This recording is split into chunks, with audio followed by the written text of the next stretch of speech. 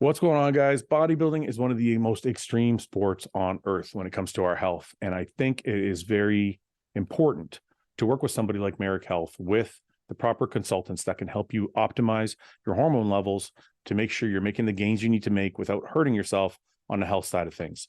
So I'm going to take you to their website and show you the panels that I got done when I got my panels done just a short while ago.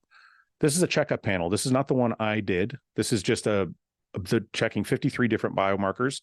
This is the panel I did here. It's 84 different biomarkers, but more importantly, came with a consultation with one of their providers. That is the important part, because you can get blood work done anywhere. You can get your hormones checked anywhere. The most important part is getting them checked and having them explained to you by somebody who knows what they're doing, what they're talking about when it comes to your hormones, your blood work in relation to bodybuilding. So guys, get to merrickhealth.com/RBP. Use code RBP on your first order for 10% off, and make sure you have somebody with the experience needed to help you guys look over your blood work and talk to you about what your hormones should look like and what you're doing to make sure you're on the right track to making the best gains you can make. Into it, and some don't.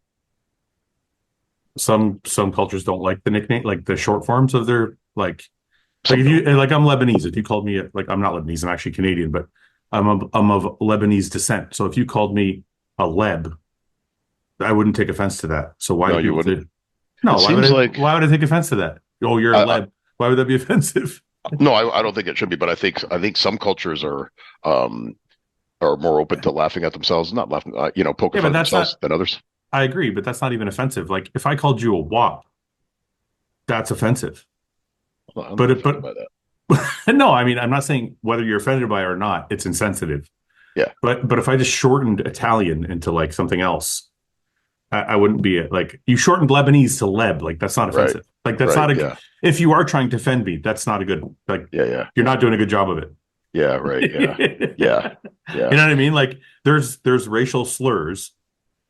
That's not really a slur. It's like, it's like if you called a Jewish person a Jew. Is that bad? On its own, I don't think so. But what if you said like that fucking Leb? Well, if you said fucking Jew, that's different. That's different. Or fucking Leb. But that's because you're using it in an aggressive tone. The extra word adds the aggressiveness. Yeah, but if you said like Fouad's a Leb, that's okay. What if you did this? What if you did this? Like, let's say, fucking Lebo. Fucking Lebo. I do. Michael definitely have an opinion on this. Okay. What if fucking Lebos everywhere? What if a guy walks by and you smell heavy cologne and you're like, Leb? I've never referred to a Lebanese person as a Leb in my life. I would say fucking Italian shower. That's what I would say. I'd say that guy must be Italian. An Italian would say he must be Lebs. Mike, we're discussing short forms of. Yeah, like I can hear you when I was taking a shit. Yeah, you could. So, like if you're like if you're a Pakistani and I called you a Paki, is that offensive? Oh, it's the way you say it, I guess. Probably a lot of. So if I was like, hey, Stuart is a Paki, is that offensive? Well, first of all, Paki probably wouldn't be named Stuart, but if that was like, I don't think I've met one. That's a weird Paki name. I'm assuming he's second generation Canadian at that point. But like, is that offensive? Because it's just shortening. Like if you said, like I said, if you said Fouad's a Leb. Like usually when you short form stuff, like you're using it in an aggressive way with people. You're not like getting cut off in traffic and being like fucking Pakistani. You know what I mean? No, like I've said like if someone's like Jewish, I'd be like, yeah, that guy's a Jew. But it's not offensive. I'm just saying like I'm just shortening, like, you know what I mean? Yeah, it's like what if you say like fucking Jews? Yeah, but the word before is what changes it. Yeah. But if I'm just saying like what's a Jewish? Someone's gonna soundbite what I just said and put it over the internet. But if I was just saying like what that guy's religion is, and we're just speaking objectively, yeah. And I said so and so is a Jew, like Abram is Abram Jebediah. You guys are fucked up. So if I said Jebediah is a Jew, that's not a... Isn't Jebediah like a Mormon name? I don't know. I think so. Okay. See, that's even weirder than fucking Stewart is back. If there's a Pakistani guy watching this named Stewart, please comment. Comment or anything remotely like Stewart. We want to know. Do you guys watch Tulsa King? Not yet, no. Yeah, I watched last night when I got home. Stallone's character in that is Dwight Manfredi. Have you ever met an Italian guy named Dwight? Dwight, yeah. No, never. Yeah. You know what I found interesting? Tyrone is actually Irish. Really? Tyrone the name, you mean? Yeah, I think it really? Has an Irish origin. Yeah. Because my wife's grandfather, I think, is named Tyrone. And I was like, that's fucking weird. And she goes, no. She goes, it's an Irish name. Did that morph into Tyson later? I don't know. Let me see. I want to see if that's right. Tyrone name origin. Tyrone is a male. Tyrone is a male given name of Irish origin. The name originates from the toponym County Tyrone in Northern Ireland, which in turn derives from the Irish language. But 100%, if someone says that they know a guy named Tyrone, it's usually a black guy. He's not Irish. Not anymore. Tides have changed. That's funny though. I didn't know that. It's weird. Anyways, what's going on, Mike? We missed you. I haven't talked to you in a couple weeks. How you been? How's everything going? Man? I feel better. I just felt kind of sick that day that I was supposed to record with you guys, but I felt better. It's more run down than sick. I was just tired and shit. Well, there was a thing going around that people with lesser genetics couldn't overcome. Well, that's why I got overcome so fast. That poke at me very quickly. You and Paul succumbed to it. I breezed right through it. I'm pretty sure I caught an Asian flu while I was in Vancouver.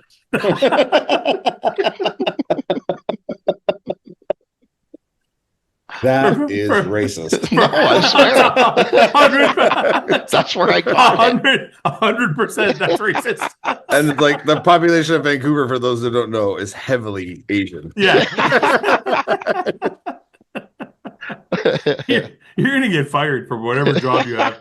There's nothing racist about that. There's so many pension goodbye. What do you mean there's nothing racist about it? It's so racist. I caught a virus while I was in Vancouver. Yeah, Which one though? Yeah, how do you know it's an Asian one? Because a whole bunch of Asians are around. I was mostly around Asian people. I was there. I stayed in a casino. It was all Asian people. I think we're going a little too far. This fucking podcast is going to get canceled. It's a known fact. Asian people like to gamble. Isn't it? Is it? I've never heard that before. I used to work at a casino. I used to deal cards. Yeah, but I think it's not like more Asian than other people. I would think it is. Certain games are. I think if you look up some statistics. Okay. Baccarat, which I used to deal, was like. I was just gonna say. I don't even know how you fucking play that game. It's a boring game. But people get fucking mad when they play that game. Yeah, full Baccarat special. I've seen dudes like flip out and yell at the fucking dealer and smash fucking chips down. Yeah, well, you get like the players handle the cards in Baccarat too, so like they'll rip them in half and shit, you know. But, one second, gambling addiction and race. Who is the most affected? I'll bet you it's Asian. Black is first. See, I told you. Wow. Asian's number 3. Asian's 3. You're so off. No, that's not that far off. What do you mean? You're third. You just told everybody. Of all the races. I thought I'd find that, but what define gambling though? Is that like scratch off tickets, or is that like going to the casino? Like, yeah, does that include bingo and stuff? They don't do bingo. Black people. I'm reading, by the way, for those people listening on audio. This isn't my.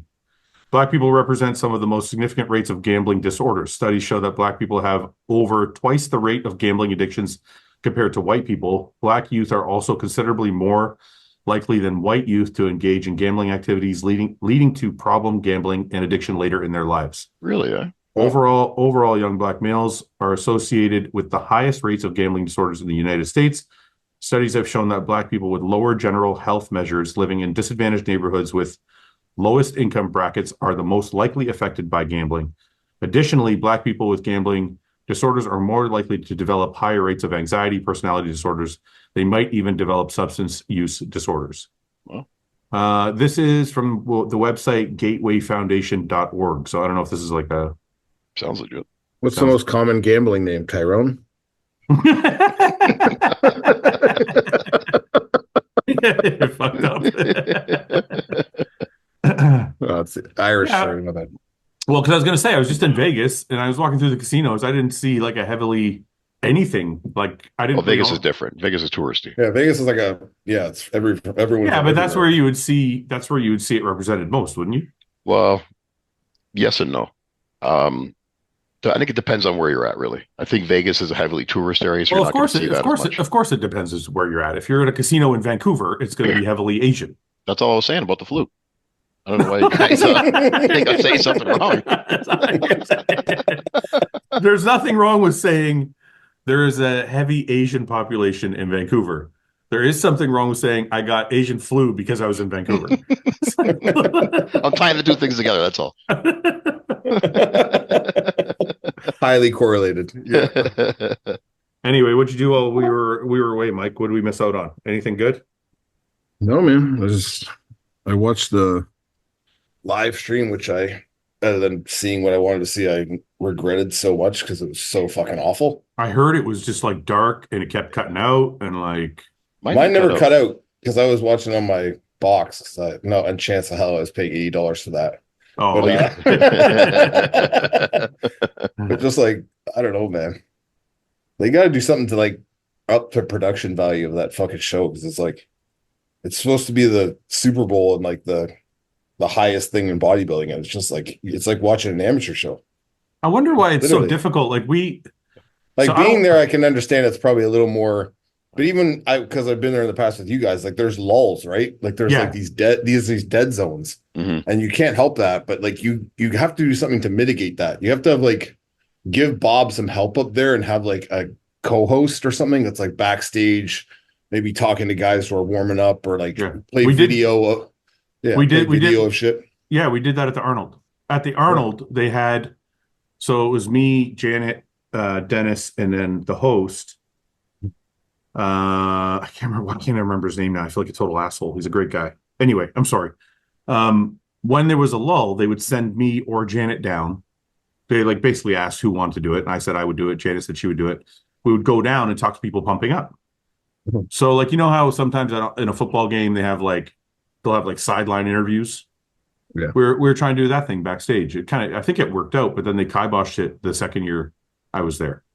Well, I wonder one thing, like live feeds are fairly new to bodybuilding. So I think they'll get better as promoters and that you learn the value in them and, and more people watch them too. I think they know the value in them. I wonder what's going on with the tech because I wonder if it's a matter of how many people watch because, we're able to do live streams that are pretty good. But I wonder if it's because like Detroit is a small show. So like there's not that many people online. It's easy to like, there's no way it's going to crash or anything like that. But I mean, even the production of it, like right now, I think the live feed is something that's, they don't focus as much on as the show production, like in person production of it. So, but it's still pretty new.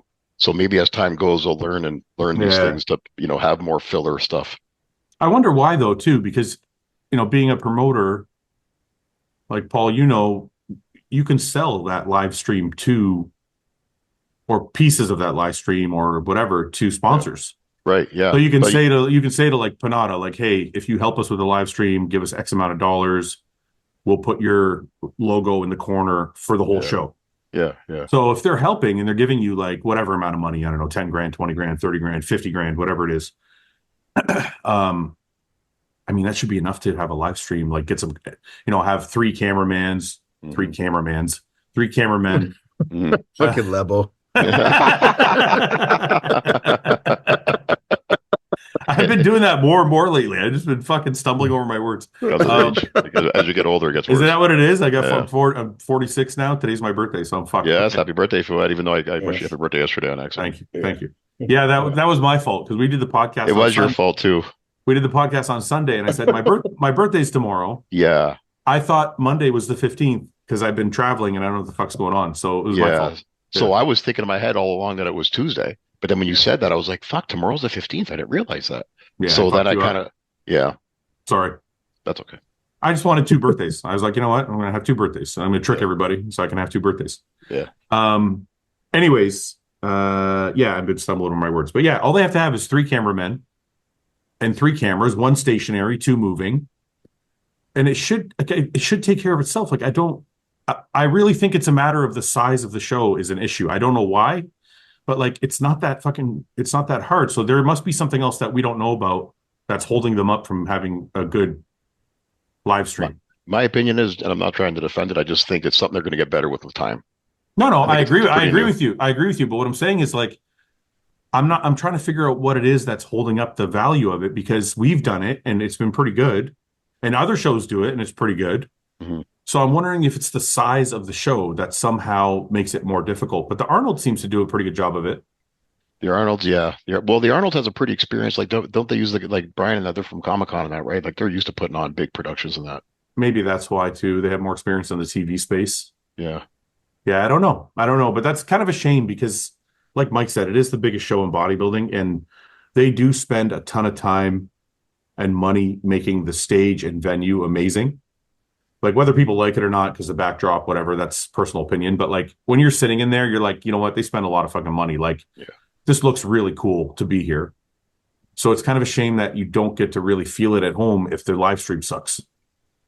Yeah, it was just like when you saw like when they were showing like comparisons, when they were going through comparisons, it's like you're watching a VHS tape from the fucking 90s. And then when they got into individual posing, it was a lot clearer because they were focused in on the individual, right? So like when you're watching the comparisons, it's like when you're watching a live stream, you're like, I don't know who the fuck's gonna win this. Like obviously I kind of knew Samson was gonna win, like it's fucking obvious. But it's like when you're looking at them, you're like, what the fuck? They all look like some parts are off and on, and then you're getting closer and you're like, holy fuck, they're not off at all. They're fucking shredded out of their minds. Like, that's why it's frustrating. You can't get a gauge for how the show really is unless you start looking at people's fucking videos they're posting, because they're literally better than the live stream.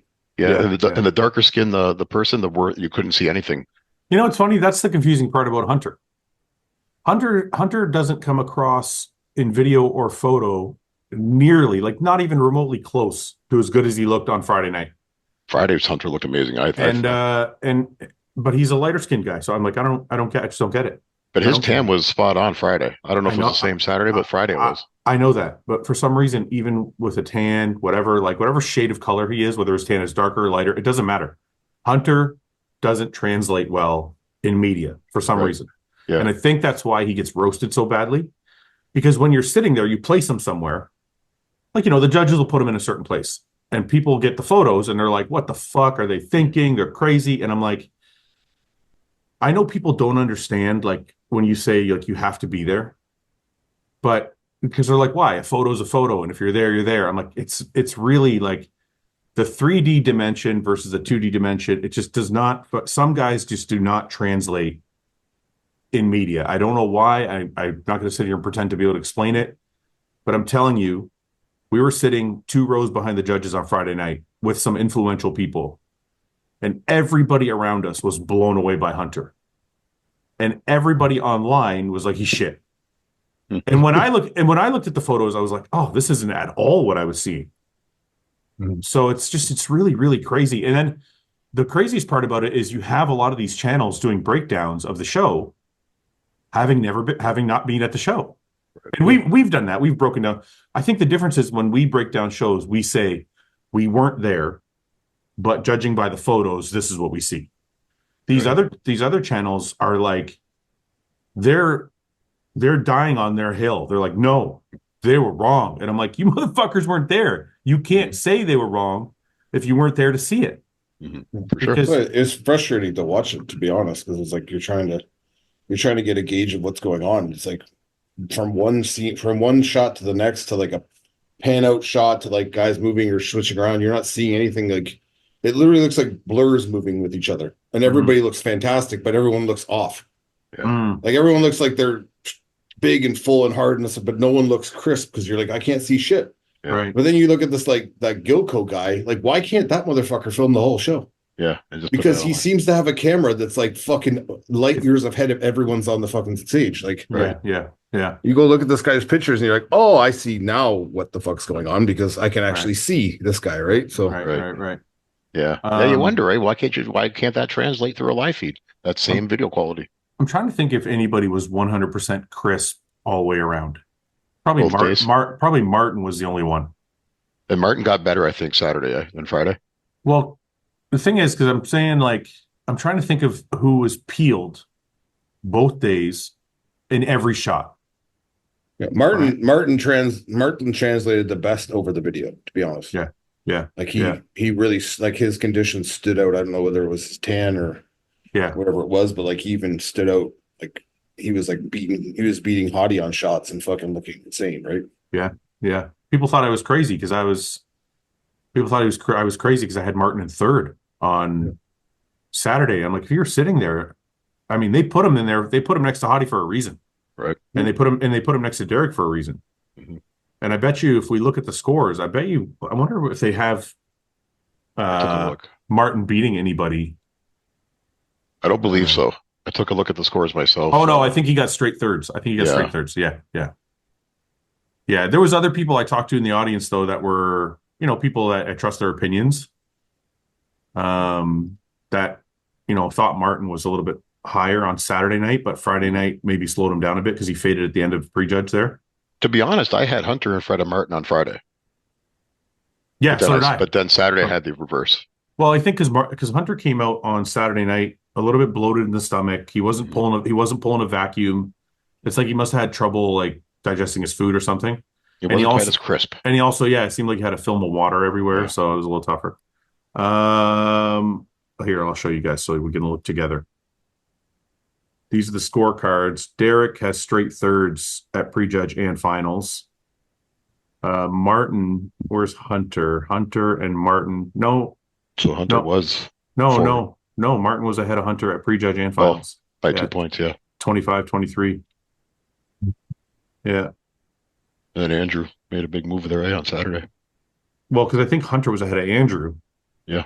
Was he? Because he had 25. Where's Andrew? 29. Right above him. Oh, right above him. Yeah. Hunter was ahead of Andrew. And then on Saturday, he came back and slipped. Yeah. So Andrew beat Hunter by 1 point. Yeah, it's interesting.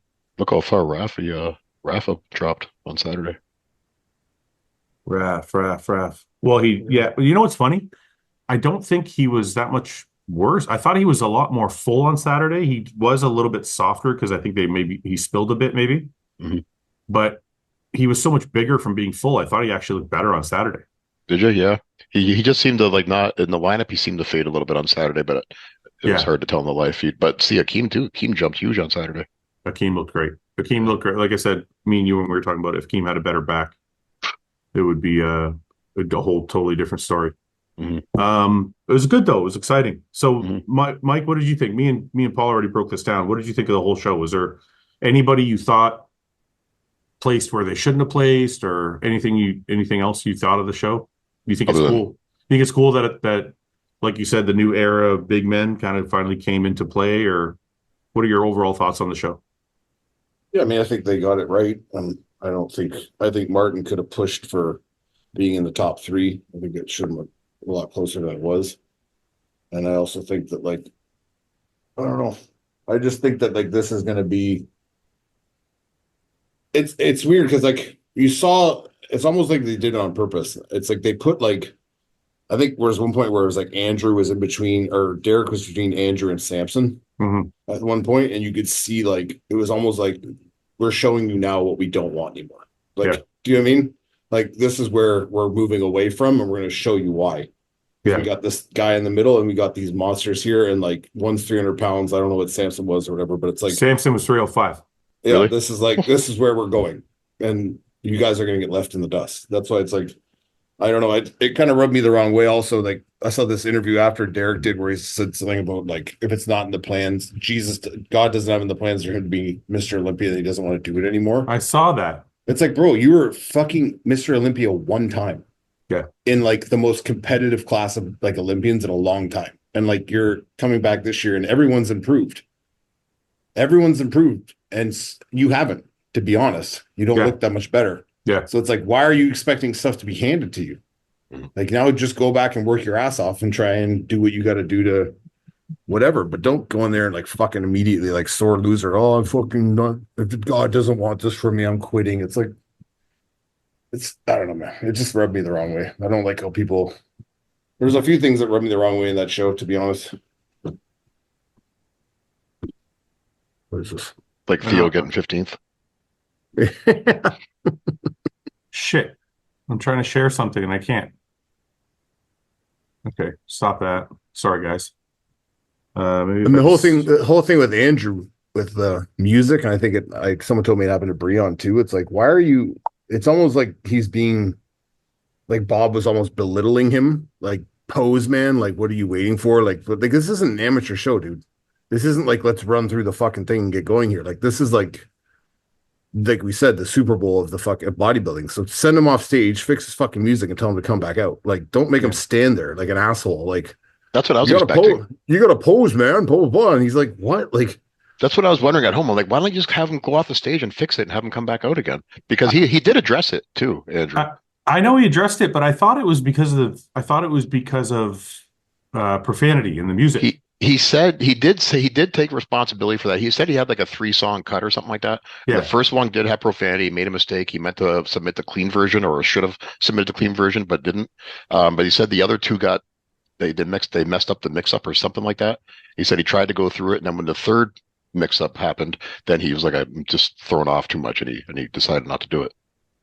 What is this thing with like no profanity? Like we're adults here. There's not a fucking child in the audience. It's kind of. I gotta tell you though.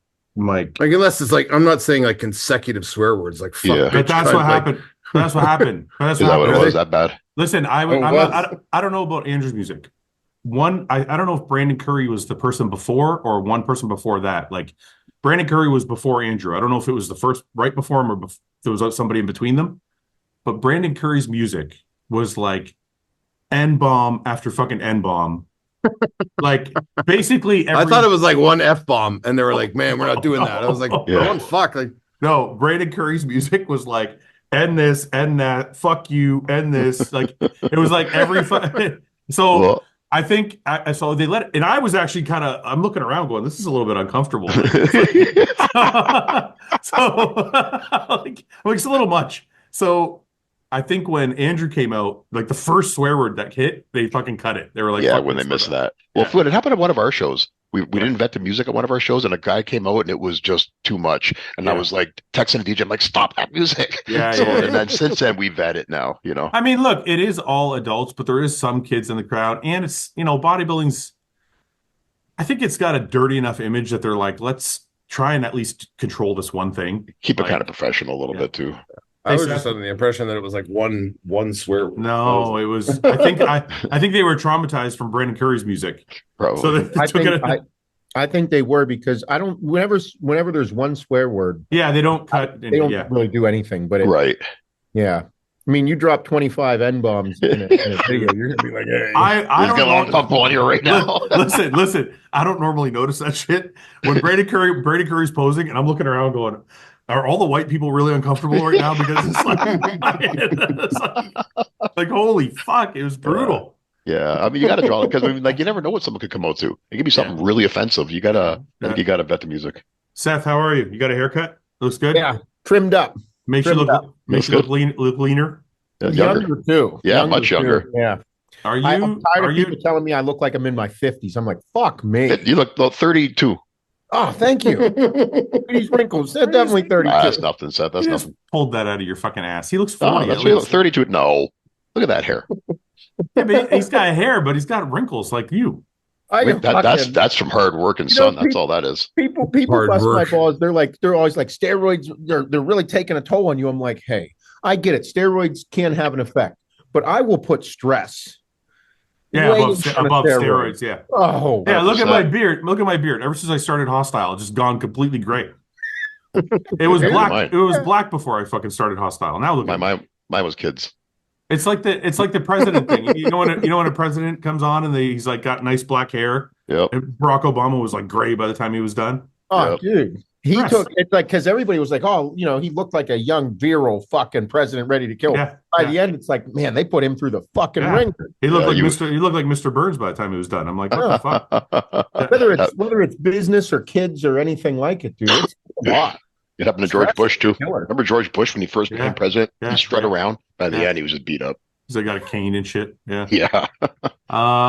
Anyway, Seth, you're good. How did your All-American Roughneck drop go? It's Thursday. I do like an IG live on Tuesdays just to tell everybody how it fits. Oh, okay. That's a good idea.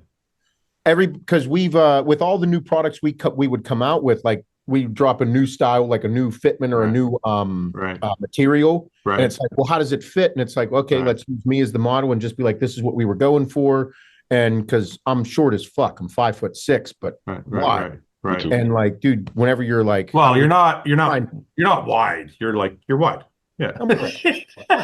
You got a really nice V taper. Damn it. He does. No, he doesn't. Seth's got a great V taper. No, he's got listen, Seth has a great way of making the illusion of a V taper. That's what bodybuilding's all about, Fouad. That's right. Okay. Goal.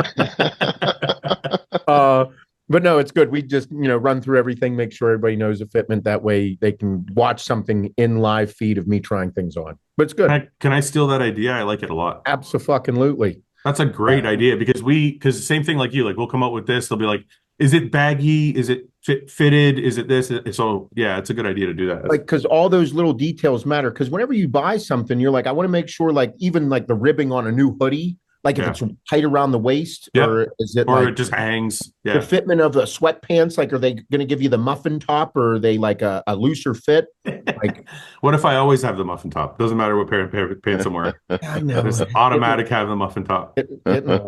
You should see, dude. You should see how fucking crazy Ian is. This motherfucker hasn't realized he's retired yet. We go on a bike trip. We're in Northern California. We rode 750 miles, which for Canadians is like 1,200 kilometers. Over the course of 2 days, he's got a BMW GS 1200, which is an adventure bike, and it's got a bag on the back and 2 bags on the sides, like hard cases that you can put your luggage in. This motherfucker, one of the bags was just full of food. It was just full of fucking meals. So like every hour we'd pull over, I'd drink a Gatorade, have a smoke. This motherfucker's pounding turkey and rice. Chicken and rice. I'm like, dude, we're riding motorcycles. You're retired. Why are you packing your fucking meals? He's not totally retired. I mean, he's still crazy. He's still crazy. He ate just like he was still bodybuilding. Yeah. When I was with him in Saskatchewan, he's the same. Yeah. Still huge. Yeah. Oh, he is. Yeah, he is still big. We're the same weight, but it looks different on him for some reason. He's younger, Fouad. He's got a few years younger. Yeah. I think he's got thicker bones, maybe. That's why. Yeah. Right. Husky. He's husky. Yeah. Seth, big weekend for you, dude. Samson won the Olympia. Bro. Crazy, right? Martin took 4th in his debut. Fuck. I sent him a message the other day because, like, that dude, when you saw him at the night show on Saturday, you fucking saw it in the dude. You saw it. Yeah. Like, you saw his fucking passion and love for bodybuilding. Yep. Like, he was in a moment, and it was like, it gave me goosebumps because I'm like, you can see how much this dude loves bodybuilding. Well, the crazy thing is, so before the show, he was saying he was going to be first call up. But, everybody has I wonder how much he doubted himself or really believed he was going to be first call out. Right. I didn't know where he was going to be. I'm like, he could be, like, to me, first call out is 6 guys. I know they did 7, but to me it's 6. Yeah. So I'm like, in my mind, I was thinking he could be anywhere between 5 and 8. So I'm like, I don't know if he's going to get first call out. Maybe he'll be top of the second call out. The kid gets first call out. You can see him beaming on stage. Mm-hmm. And then when they did the, I don't know, second call out or something like that, and they moved him, it was a second call out. I think they were trying to place 4th through 8th or 4th through 9th or something like that. And they moved Martin into the middle. All of a sudden, this kid's posing like he's just on top of the fucking universe, just harder than I've ever seen him pose. And then when they moved him out, you saw his emotion kind of come down a bit, and that's when he started to fade. The next night when he came back, he was on fire from the second he walked out, and it didn't go away. He just stayed that way the whole way through Saturday. Whenever they started comparing him with the top 3 guys, and he was hanging with them, like, his most muscular is fucking nuts. Oh, I know. It is nuts. Yeah. It was Side shots too. Yeah. Mhm. His back shots too. Like everything. The kid's literally, I said this, Paul, in our wrap up. The kid's literally the most balanced bodybuilder on that stage. Yeah. He's the White Dexter. The bigger. He's the White Dexter, Yeah. Yeah, it was pretty incredible though. Samson's on top of the world. This motherfucker, Samson is like, he picked the exact right year to finish his journey to like this amazing story, right? And not only does he get a gold dipped Sandow, which only Phil Heath has, he gets a, I don't know, I think it's like $80,000 or $90,000 fucking ring, which is incredible. It's like, it's this fucking big. God. And then he gets 600 grand. Yeah. I'm like, what the fuck? And he's the people's champ. Yeah. I'm like, he won for him. everything. He won everything. Yeah. I mean, what? How can you not be excited for the guy? The whole audience was cheering for it. Like they were, because when the last two were standing, the whole audience started chanting Samson. Really. And Hottie too, good sportsmanship, you know. They it was nice to see that. But like I saw some bad sportsmanship afterwards. Yeah. Oh, really? Not bad. I saw him say something like, it seemed like he was taking a dig a little bit. He's like, I'm paraphrasing now, but it was like, I will come in bigger at the next show because I worked all year to be this shredded. It was almost like he was saying like, he's almost saying like Samson wasn't as shredded. So if you want size, I'll come back bigger. That's how I read it. I don't know if that's like not what he meant, but that's how I read it. Yeah. Well, he's a competitor. That's for sure. He's a fierce competitor. Yeah. Yeah. But go ahead. Sorry. Like you said, though, like Samson did everything against the playbook that you would do to become Mr. Olympia. Everything. Yeah. Everything. Yeah. Amazing, man. All year long. And not even just here, every year. Because he travels more than everybody. Because I hear it all the time. Oh, man, he's traveling too much. He's never going to win like that. He travels all the time. He competes way more than everybody else. He trains differently. Like there's no scientific shit to his training. It's just hard, high volume, crushing the fucking weights.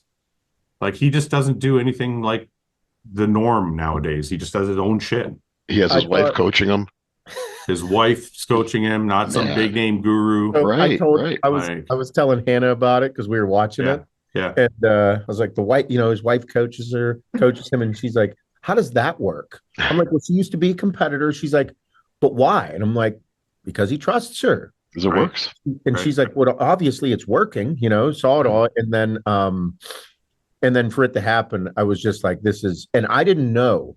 I remember we were talking about it, how he doesn't, you were saying, I think it was me and you talking on Saturday, Fouad, about how he doesn't eat a lot or less carbs because he's already so full and round. Oh, and to carb load for the show. Yeah. But then it was like leading into it. I can't remember who asked him the question. I was just scrolling through Instagram or YouTube, and it was like, he's like, man, she was starving me because to go from France into this show to get him harder, an hour and a half of cardio. Yeah. And like, he's like, I wasn't eating a whole lot of carbohydrates because we didn't need it. And she was starving me down to get me to this point, and it fucking worked. Yeah. I think it's funny when people say like, in the past, well, he didn't work hard enough. This fucking guy comes from a construction background. Like, I know what his work ethic is because I'm his boss. I've never heard him say no, ever. He doesn't say no. He doesn't say no. And I'm almost positive, I don't think he's ever said no, like, when it comes to physically doing the work. Like, you don't come from a construction background and then be like, I don't want to do an extra half an hour cardio. Right. It's like, it just doesn't make fucking sense. These are bullshit stories that are told to cover somebody else. So his wife put him through the fucking ringer. She's like, this is what you need to do.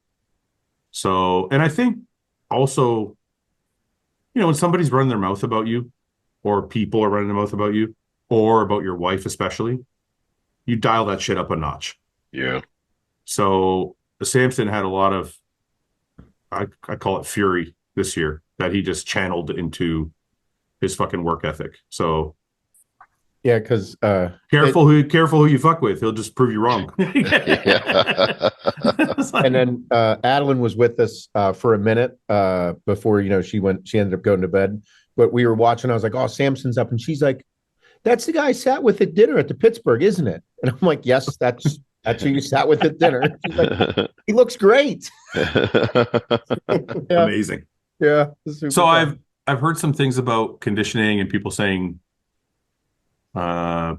conditioning should be better and blah blah blah. And I'm like, it's not a conditioning show, it's a bodybuilding show.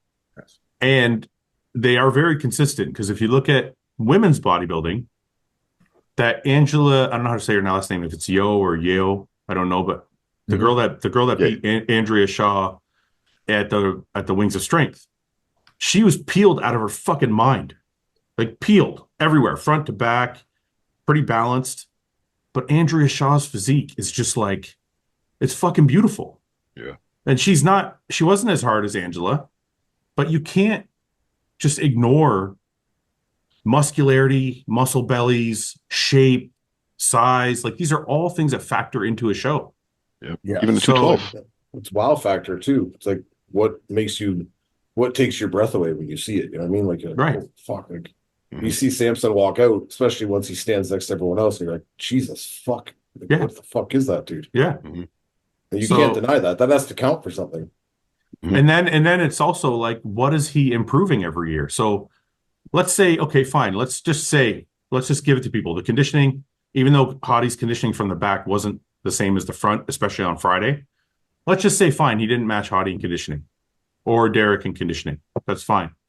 But like his back got better. His shoulders got rounder. His arms got bigger. So he grew in all the areas that the judges told him they wanted to see him grow. And then the judges told him they want him a little leaner. And all year long, we've been saying he doesn't have to be as hard as Derek or Hottie. He just has to be close. Mm-hmm. Which, if you were sitting there, he was very fucking close. I mean, yeah, Derek's glutes are way more peeled, but that's one body part. No one's got glutes like Derek, though. Yeah, when you're talking about overall conditioning, he was almost as conditioned as both of them. Mm-hmm.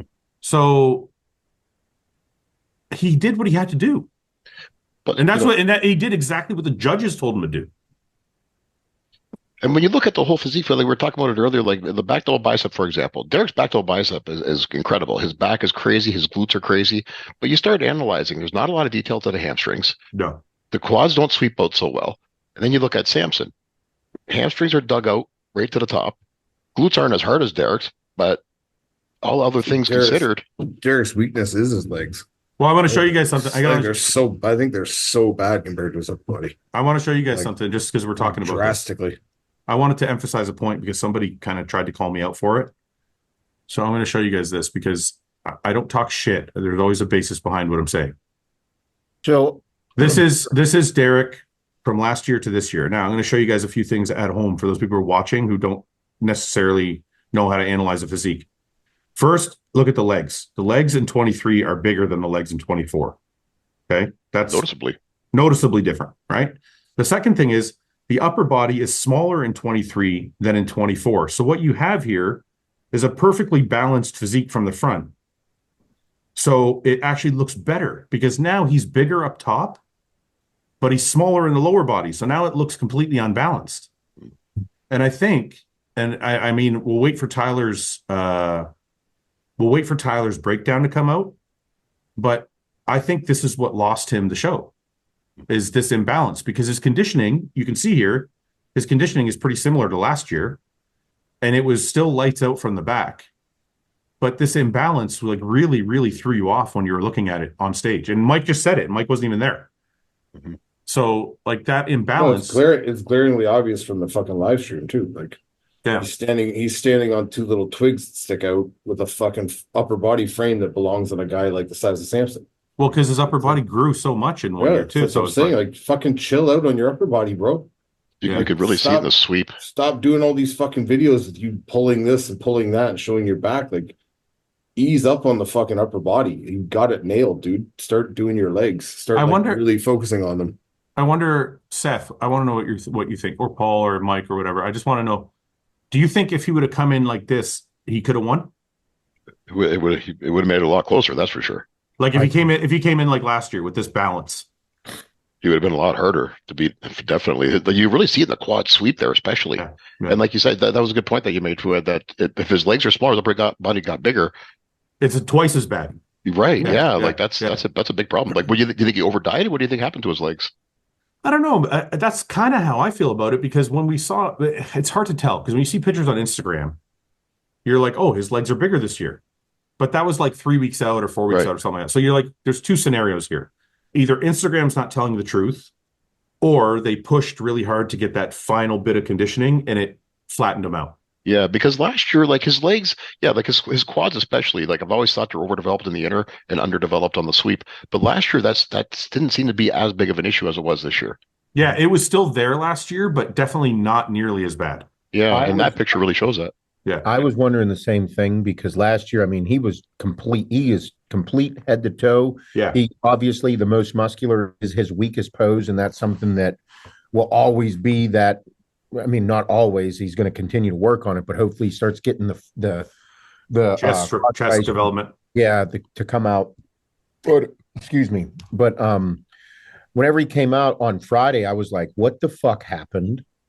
I was like, is this a miss? Did he miss somewhere? And it wasn't that he missed somewhere. It wasn't that.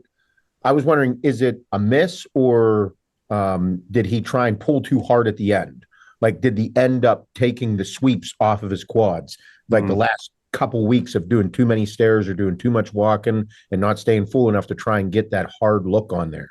Right. I don't know. No, I don't know if we'll ever know until the next show he does to see if the legs actually pop a little more. But Friday night, it was not good. Well, I mean, Hani's got a podcast, so maybe Hani will shed some light onto what, if they over dieted, if they over diuretic, if maybe he did something different with his leg training, maybe he had an injury, like who knows? Like maybe sometimes that's kind of stuff too. People don't know, and a lot of bodybuilders won't say. Like maybe he had a knee injury and he couldn't fucking train as heavy as he normally does, or something like that. Who knows? There's a lot of different scenarios that could play out. I'm sure Derek will be back. I just wanted people to see, like, when people are like confused as to why someone is placing where they are, I'm trying to show them kind of what I think was the culprit and what I heard when I was there. And it's super unfortunate because Derek was last year just lights out phenomenal. And it's like, we were hoping to see that same type of package, and his upper body was fucking crazy and made improvements in everything that he could, but his legs just were that lacking part is from the front. From the side, incredible. I thought it was okay. I didn't think it was still good from the side, but I felt like last year was like. You think the side shots were better last year too? I thought they were. I didn't like the way he was doing his side chest. He was twisting too much. Me, you, and Ian were sitting 4 rows up last year. Paul? Oh yeah, we were very close last year. Yeah, we were like 3 or 4 rows up last year. Yeah. And when Derek walked out last year, all 3 of us were like, "Holy fuck, this is gonna be hard to beat." I was blown away by like we were all like, I was making a case for Hottie, but I was like, I think Derek is gonna win this fucking thing. He had that wow factor in person last year. That was just like crazy. Like last year was pretty solid. Like you could see it was Derek, Hottie, Samson. Like you were pretty certain that it was going to end up like that. I was obviously hoping that Samson would place higher, but like Derek was very, very complete and everything fit together, and he was a little sharper. Yeah. This year I felt like he was way bigger up top, way smaller on the bottom, and he didn't have the same sharpness. He was close, but didn't have the same sharpness. Yeah. So watching it at home, I still thought. Sorry to interrupt you. I still thought Derek was still thought Derek was ahead of Hottie on Friday or Saturday. Both. Yeah. Watching it at home, I looked to me like when Derek first came out. I didn't think he was as sharp as last year, but I thought he was still pretty good. But then I thought he got stronger Friday night as he posed on. Mm-hmm. But when he came out Saturday, to me he looked flat. Like he really didn't fill up much. Derek did. Derek and Hottie, to me, again, just watching the lifey. But when he came out Saturday, Hottie, I was like, holy fuck. Saturday he was really got harder. Well, you're right, because Saturday I could see the switch. Because it almost looked like, and I could be way off on this, so I'm sure Hani or Derek or whoever will shed some light on it if they want to. It looked like they tried to sharpen him up more Saturday, like the condition he had last year. That's what it looked like to me. But it looked like it almost like they were a little flatter. Yeah. They were sharp. They were sharper, but it wasn't like not as Yeah, yeah. The detail was crazy though on Saturday. I thought from the front especially. Yeah. But I thought Samson was most consistent on both days out of those three. But he came back. But Samson came back. He was a little bit better on Saturday. He was a lot fuller. Like, yeah. People who were on the fence people who were on the fence on Friday were like, "Holy fuck!" He looked huge on Saturday next to those guys. Yeah, yeah. He didn't lose any conditioning, but he filled up like a lot more. Yeah, yeah. And Andrew came back sharper on Saturday too, I thought. Well, I think that was a switch too between Hunter and Andrew, right? Because Hunter slipped a bit. Yeah. So what about Brandon Curry? What did you think? What did you guys think at home? Like Seth and I know me and Paul talked about it already, but Seth and Mike, what did you guys think of Brandon Curry? Did he get overlooked or was he not separated enough? Why do you think he was like 8th or 9th, I think? I think he ended up right where he was supposed to. He was 9th, I think. He was 9th place. There's nothing like overly impressive about what was going on there. From the live stream anyway. It just looked like Brandon Curry. Brandon Curry's like not good enough to beat those guys that were ahead of him. Because they're just younger and pushing harder and bigger, fuller, stronger. So yeah. It's like he's still got a beautiful physique, and don't get me wrong, I'd trade with him any day, but it's take those arms. Yeah, like at the same time, it's like you can see, especially in the legs and stuff, they're coming down, like getting a little old man leggish. Yeah. And like it just doesn't pop like it used to. All right, let's take a look. Probably got 9th. You probably got 9th because of all the N bombs. Yeah, maybe. All right, let's see what happened here. Going to our prediction page. What about Chris Bumstead fucking retiring? Holy shit. I had a strong feeling that it was going to happen just because it being the 60th. Whenever I was like, I'm looking at the logo being like, this is a big year for the Olympia, and I could see him calling it quits here because, I mean, he's talked about it enough, but yeah, he was incredible. Look, Summerfield, fucking right, dude, looked great. Yeah, he won a couple shots. I was like, this is close. You know, it'd be really cool to see Chris do like an Arnold did for pumping iron. Like walk away from the sport for a couple of years, get even more famous, and then come back and win it Probably again will. in 2 years. I bet That'd you be awesome. Will. That'd be a great story. I bet you we haven't seen the last of Chris. Yeah. He's still young. He's still what, 30, 29? I gotta tell you, it was crazy in the fucking auditorium. Like, it was really emotional. I think everybody feels like they know Chris because we've seen him like kind of grow up as Mr. Olympia. Mm-hmm. And he's given his speech and people are just like, you could hear a fucking pin drop in there, man. Yeah. And then when he was done, the whole fucking audience, the whole auditorium stood up and cheered for like, had to be at least a minute and a half.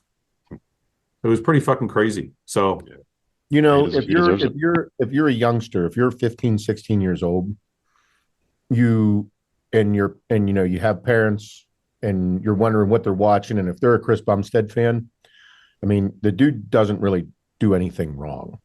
He doesn't. It's annoying. Do something fucked up. It is, but genuinely, dude's a good. I mean, every interaction I've ever had with him, hanging out with him, I'm like, just a good dude. You know what? I know what it is. He probably likes to get caught like I do. I say he's got something. That's got to be it. We're gonna dig. We're gonna find something, guys. I'm gonna ask him. I'm gonna be like you like to get caught, don't you? When you're fucking around with yourself. No, you call Pakistani people Pakis, don't you? Yeah. We were having that Chinaman. You know what? We were having, wait, Seth.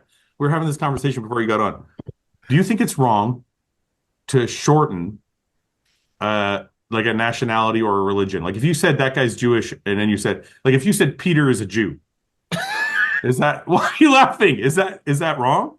Like, because if you said like if Fouad is a Leb, like I wouldn't be upset. Like that's not insensitive to me. It's just a short form. I mean, I think, yeah, people probably take it offensive, and today's day, for sure. But I mean, should it be? No, absolutely not. Like you're Italian, right? I'm a WAP. Yes. Yep. Yeah. So if I called you a WAP, that's racially insensitive. But if there was a short form for an Italian, fucking eye ties. Yeah. Yeah. I don't know, that's not fucking marinara. Marinara boys. Fucking Guidos. I just don't think the short form thing is offensive. Like it's not. Who fucking gives a shit? Yeah, Guido was around for a while, and then it faded off. Yeah. Yeah, but those are actually racially insensitive because they're slurs. Just an but Italian name. I'm saying if you just shorten the name, like that's not how is that So- racially insensitive? There's that Dennis Leary show where he was a fireman. Yeah, I remember that show. So Yeah. there was a scene that I just came across on Instagram a couple weeks ago, and I have it somewhere. I'm going to send it to you because all they do is throw out racial slurs the whole time. They're taking this like a sensitivity course, and it's funny as hell. Okay, but racial slurs are one thing. I'm only asking about short forms. Like we were talking about like Stuart, the Pakistani guy. If we said Stuart is a Paki, is that insensitive? Well, okay, so an Aussie, an Australian, that's not offensive. It's not Aussie, it's Aussie. Aussie. I think it's Awesome. It's not Awesome. Aussie. It's not Awesome. Aussie. It's Aussie. It's not Aussie, it's Aussie. It's two S's. Yeah, but it's pronounced Aussie. It's not pronounced Aussie. Oh, let's agree to disagree. No. Or what about someone who's Turkish? If you call them a Turk, Yeah, right. That's what okay. I'm saying. That's okay. Yeah. That's what I'm saying. So, like, some people get offended, but it's not really offensive. Like, I don't understand that one. it doesn't need to be. Like a Scotsman, sometimes called a Scot. Scott, right? Yeah, Right. yeah. Yeah, like if someone calls me a honky, I'm fine with it. But that's about actually you? a slur. That's actually Okay. a slur, though. What about Japanese? Call them a Jap.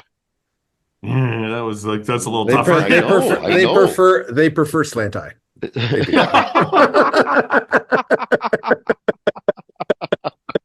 I know.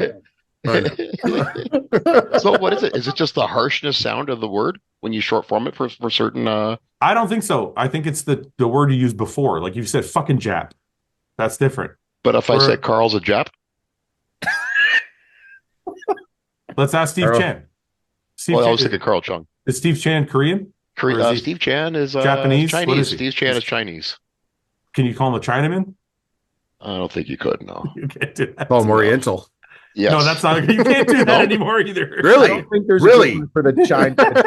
I don't think Paul there's a good didn't- one. Oriental's out? Paul It's didn't out? know. Paul I didn't know that either. Me and Mike both just learned something. News to me, man. No, Mike's Yes. fucking around. You actually didn't know. No, I didn't know that. So got it. Oriental's out. No, Like Okay, Oriental that- cuisine. You know what's funny, Paul? That's a good one. I think Jap is offensive, It sounds I- offensive. Yeah. but I don't know why. because Isn't there just- another racial slur for Japanese? Yeah, but that's not a racial slur. It's just a short form. Yeah, right. No, We're not not talk- slur, but isn't there another short form for Japanese that No. starts with the What? He doesn't want to say it. What? I don't want to say it. What? Text- Rhymes text it to us, with Mike. dips. Rhymes with dips. That's not a short form. It's a racial slur. Oh, okay. Well, can we Blurring use the that lines one? now. No. Guys, this show's gonna get canceled. We're not trying to Why? We're We're not just talking trying to figure out the rules. We're not talking about racial slurs. We're talking about short forms. Stop Okay. saying racial. Well, maybe we got to be more specific about what we're talking about. I mean, look, people call me a terrorist. I don't give a shit. It's not. Not true, though. They said it. Yeah. We say it in a loving way, though. When we Yeah, say it. yeah. You tell me I smell because I'm This Italian. is my friend. This is my friend. No, Fouad, the terrorist. I never said. No. I never said Italians smell. Italians don't have that No. stereotype. You said Italians we have cover up our funk with cologne. Italian showers. That's different, Paul. Yeah, that's different. I guess that's okay. I guess. Italian shower is not racially insensitive. It's just what it is. You make fun of our food all the time. Well, I just make fun of your. I make fun Our of cuisine, Yeah. our smell. I only Where's make it fun of end? your food because you try and make it a lot bigger than it is. It's not. It's just a noodle. Special Listen, I'm not going to get into this again with you. Hey, listen. hair pasta. Japs do the same thing. They take a noodle and they make a wide noodle, a narrow noodle, a fucking. They make it 18 different. It's just one dish. I don't Can really I know what say- Japanese can I is. can I say Jap? I don't think you can. I don't know. I don't think you can. No. Okay. I think they Stop prefer. good. I think they It prefer didn't the sound one I good. said. Like when I said it, I felt bad. Use the one I said. Use the Not one I trying to said. get It's better. canceled. And you're like, yeah, the Japs, they come in. Yeah. and do whatever they want. It feels wrong. It feels wrong. Yeah, I can't say yeah. it. Yeah. Well, just say LOL to it. But if, Yeah, just kidding. Just kidding. Just kidding. But again, if you say Leb, I don't feel offended at all. No, Lebanese people don't have a problem with what that. about Lebo? If Lebo, would that offend you? No, I think it's Fucking because Lebo. I think it's because it sounds happier. Like Jap sounds mean. That's the harshness of the word. It's a harshness of the word. Because Lebo, I'm cool with. You can call me a Lebo. I'm a Lebo. Well, then pack. What do you say for Canadian people? Packy's also Not harsh. Is that Yeah, it harsh? is. Is it? Canuck? Packy is harsh. Like it's got a harsh end to it. How about yank then? Like a Yankee? Nah, Right. Yeah. See, I don't know. Like, what do you call a Canadian to offend them? a Canuck. That's not offensive. Yeah, that's a hockey team name. Just a dumb Canadian. I don't know what you call Canadian to offend them. I'm sure somebody in the comment section knows. It's hard to Can't offend offend us. Canadians. Yeah, it's hard to offend Canadians. Well, Canadians are so nice; they just apologize. Yeah, I was just going to say, like, oh, thank you. That's nice. Yes, thank you.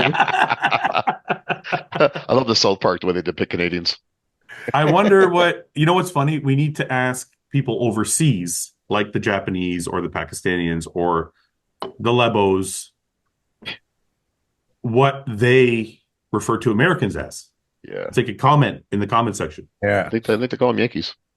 That's not offensive, though. They got to have more offensive. No, they probably have something more offensive. Infidels.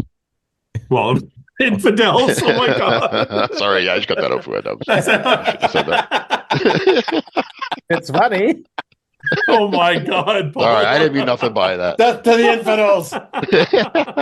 What the fuck? We should probably edit that part out. Okay. No, leave it in. We'll edit it out. Seth is so traumatized. He's not saying anything. He's like, I don't. He's like, I love offensive shit like this because it's like you're always curious, like how are you perceived, or like I haven't done much international travel, so like I want the culture shock. I want to be like, holy fuck, you guys live like this? This is nuts. Well, in my experience, you know who the most racist people are? Europeans to other Europeans. When I was with SciTech, I would be traveling with like Germans, and all they would do is talk shit about the French. Or I'd be traveling with French people, and they'd be talking shit about the Italians. Like it's so fucking hilarious. What are they saying about Italians? Wow. Whoa. They shower with cologne, but other than that. No, but it's funny. It's like, but it's weird. It's like they're not sensitive about it. Yeah. Because on the SciTech team, you'd have a German, you'd have a Hungarian, you'd have a fucking a person from the UK, and they make fun of each other's stereotypes. And they don't get offended. They're totally cool about it. They don't care. Well, We used to not get so offended, here, and then I think we were taught to. I think They listen, taught us to be offended. honestly, Seth, I haven't come across a normal person that gets offended, because honestly, I think a lot of it is the intent behind what you're saying. Yep. Sure. Like if we were actually like nasty people, this conversation would be very different. Well, Yeah. So, but I think people have forgotten how to accept humor and like decipher between humor and hate. Yeah. So everything is just painted with a hate brush. And if you say anything, you're a hateful person. That's why you get no good Everything's comedies so anymore. literal nowadays. Yeah. Everyone takes everything so literally. Like you can't. You almost have to like preface everything by being like, "This is a joke. Yeah. It's okay to laugh." Yeah. Like look at all the shows you could never make today. Oh my God. Like Tropic Thunder. Out. Oh man, Sopranos. You couldn't make Sopranos today. No. You couldn't make anything. That's why movies suck nowadays. Yep. Sopranos was wild. Oh, I love it, man. I love the guy. I showed Fouad a clip the other day. It was a Columbus Day. Oh my God. Paul is one of those. Paul's one of those guys. This is our history right here. Yeah. This is our history. It was great. Paul's one of the Italians that was like a proud mafia member during this. I was not Fouad. I've always been the same. I didn't take on a Tony Soprano accent or nothing. I'm just joking. I'm joking. Yeah. Okay. All right. Let's go. Let's see who won what. Results. Hold on. I gotta get my food. I'll be back in 1 second. I don't know if you noticed my name today, but I'd like you to please acknowledge that. Dick Insider. Very creative. I like these. I'll get Mike. All right. Let's see here. Samson 1. Audie 2. Derek 3. Martin 4. Andrew. Where the fuck is Andrew? Andrew. Hunter. Bonac. Rafa. Where's Rafa? Raphael. Who is 9th? Akeem? I think so. Curry. Wait. Oh, no, right. Curry. You're right. Yeah. And Akeem was 10. Brandon. Akeem is 10. Okay. Are we going to add the other rows because we went up to 15? Yeah. As well. Might as well. So 11 11. was John. De La Rosa? No, Jewett. Okay. Jewett. 12 was John De La Rosa, I think. Adaro. De La Rosa, Adaro. Who was 13? Bruno? Let me go back to results. So, one second. I got Bruno. Either Bruno or Mo. one second. I got the results right here. Bruno was 13. Mm-hmm. And Mo. Where's Bruno? Bruno, Mo, Fuda, Worst call of the night. and the worst call of the night for Paul was Theo. Theo got ripped off. Okay, that's it. Ready? We're going to do this, see if it works. If I win, Paul, you have to just have a mustache for the next till January 1st. I never agreed to that. Well, we should make some bets right now before I hit results. No, too late. We can bets Too now. late because you picked fucking Samson to be third. That's why, motherfucker. I did not pick him to be third. I picked him to be second. Did you? Yep. I had Hottie first. 1 second. Let's see what everybody picked before we generate results. Build the suspense a little bit. Predictions. Paul had Hottie, Samson, Derek, Andrew. Okay. Pretty good. They're pretty good. Only one that fucked me up was Bonac. Foda. You had Foda in 10th. That's also Bro. fucked you. Fouad, your picks are pretty fucking good. I think Martin, listen, somebody sent me because Martin's not in this because he was on the old page. I think Martin beat everybody. He had all of them right except for Nick because he was obviously on the old page when Nick was still in the show. He had Bonac in 7th? Bonac, somebody sent it to me. He had every single one right except for Nick. Wow. So he must have had Bonac in 8th because he had Nick like in 5th or something like that. Okay. But if you just moved everybody up, he had them all right. He had himself in 4th. He had everything right. But he's not in this, so it doesn't count. Yeah. He put himself in 4th, eh? Yeah. Oh, good for him. Yeah. I mean, that was my dark horse. I was like, I think he might be able to come in front of Andrew. And Is it? We have our dark horses here. Where did we put our dark horses? Seth. Oh no, did we take it out? We did do it, but I don't know if we added it. I don't know if it's a program. Yeah, it doesn't matter. All right, let's go to generate results. Let's see what James had fucking Hottie winning. Or no, had Andrew winning. I think he just did that on purpose because he's a huge Andrew fan. Roman had Derek winning. Justin Compton had Derek winning. Ben had Samson winning. yeah, Samson, Hottie, Derek, Andrew, Hunter. Fitzwater, Nick. Oh, we didn't get to remove Nick from his. Brandon, Akeem, De La Rosa. That's pretty close. He didn't have Bone. He probably would have had Bonac 10th here if Nick wasn't. Did you guys talk about where you would have had Nick if we would have got Nick? We haven't talked about that yet. Oh, okay. Let's generate the results, then we'll talk about Nick. So this gives you a score? Very good. First, make sure your picks are correct. Results, blah, blah, blah. You can check your picks. Number 2, we did that already. Did any athlete not compete? They will be scored as if they were placed outside of the rankings. 16th. Oh. Well, all of us already took Nick out, right? So we'll just... Yeah, we're good. Okay, let's go then. Dun, dun, dun, dun, dun, dun, Slow, dun, dun. Shut up. Oh my God, who's that? Brett Wilkin. That's not... Brett. I can't... Fouad. I got 3rd. That can't be true. Wait a I minute. like that picture of me you took. No, wait a second. That can't be Yeah, true. he was a handsome fella there. Brett had Hottie, Derek, Samson, and that can't be right. Huh? Well, we're gonna have a conversation. Let's check to see this corrupted program you have. Did I win or what? I think I fucking won. Is it because he only picked 10 people? Oh, that's why. Yeah. Yeah. So okay, so just make it between the guys, us 5. Or we can just do the top 10. Yeah. Oh, you can do that? Like, I don't know if I can do it now. No, you just Oh. did it and you're in first place now. No, I'm wait. equal. No, wait. I don't know how to delete a row. Fuck. I don't wait. No. Go back, go to the results. No. Just right click it, Fouad, when you get on the row. Shut up. Your result. So right click it to the right. Is this right? What did Mike? Who did Mike have winning? Let's go back to predictions. There's Fucking Mike. I won. I told you I won. No, that can't be right, man. I'm tied with you. Oh, he didn't do I the don't he think didn't he didn't do the top 15. He only did Oh, because Mike wasn't here last week. right. So maybe that's remove the row. You had that thing there where you can remove rows. I know that, but I can't do it from the results, Paul. Well, let's just do it ourselves. Let's go. Keep scrolling down. 1 second. Where's Paul here?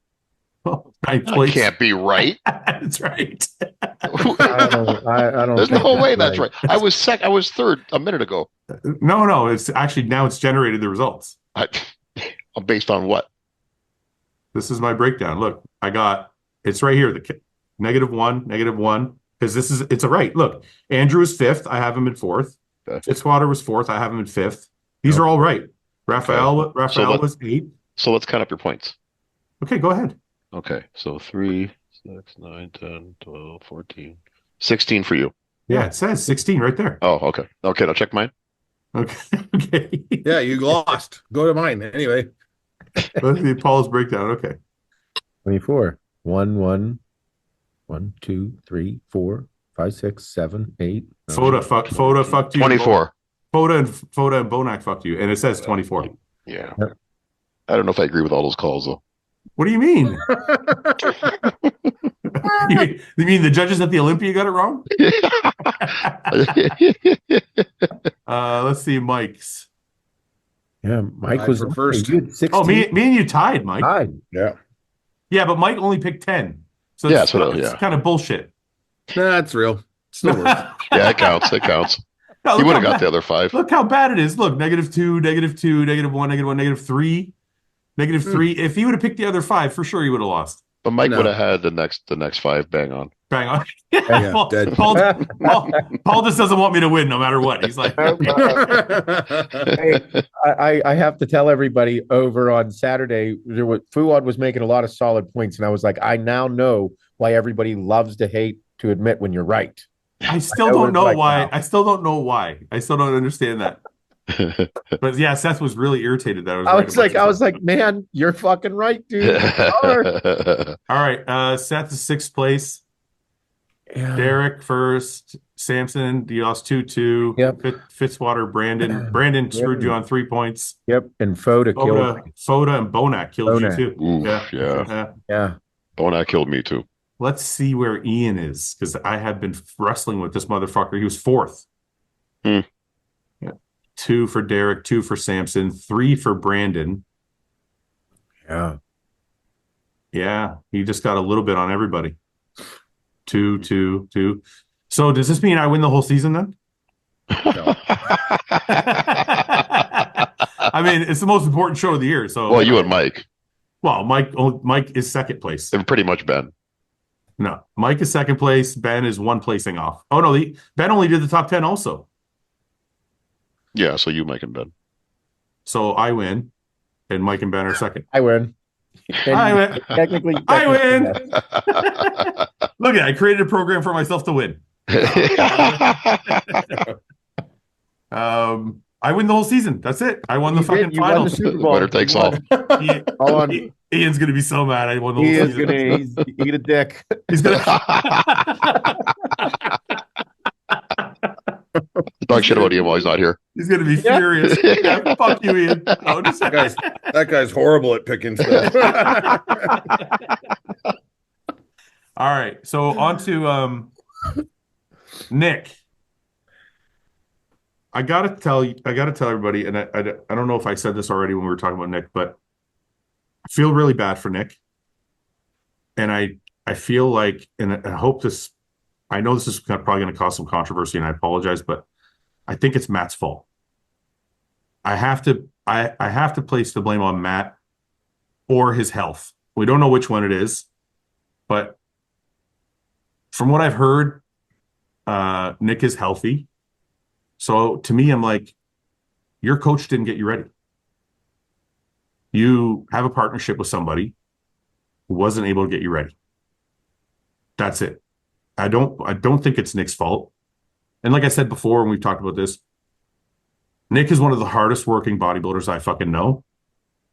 So I feel like he was either given wrong instruction or there's something else going on that he doesn't want to disclose. But when I look at Matt's guys lately, I feel like Sean was brought in too small.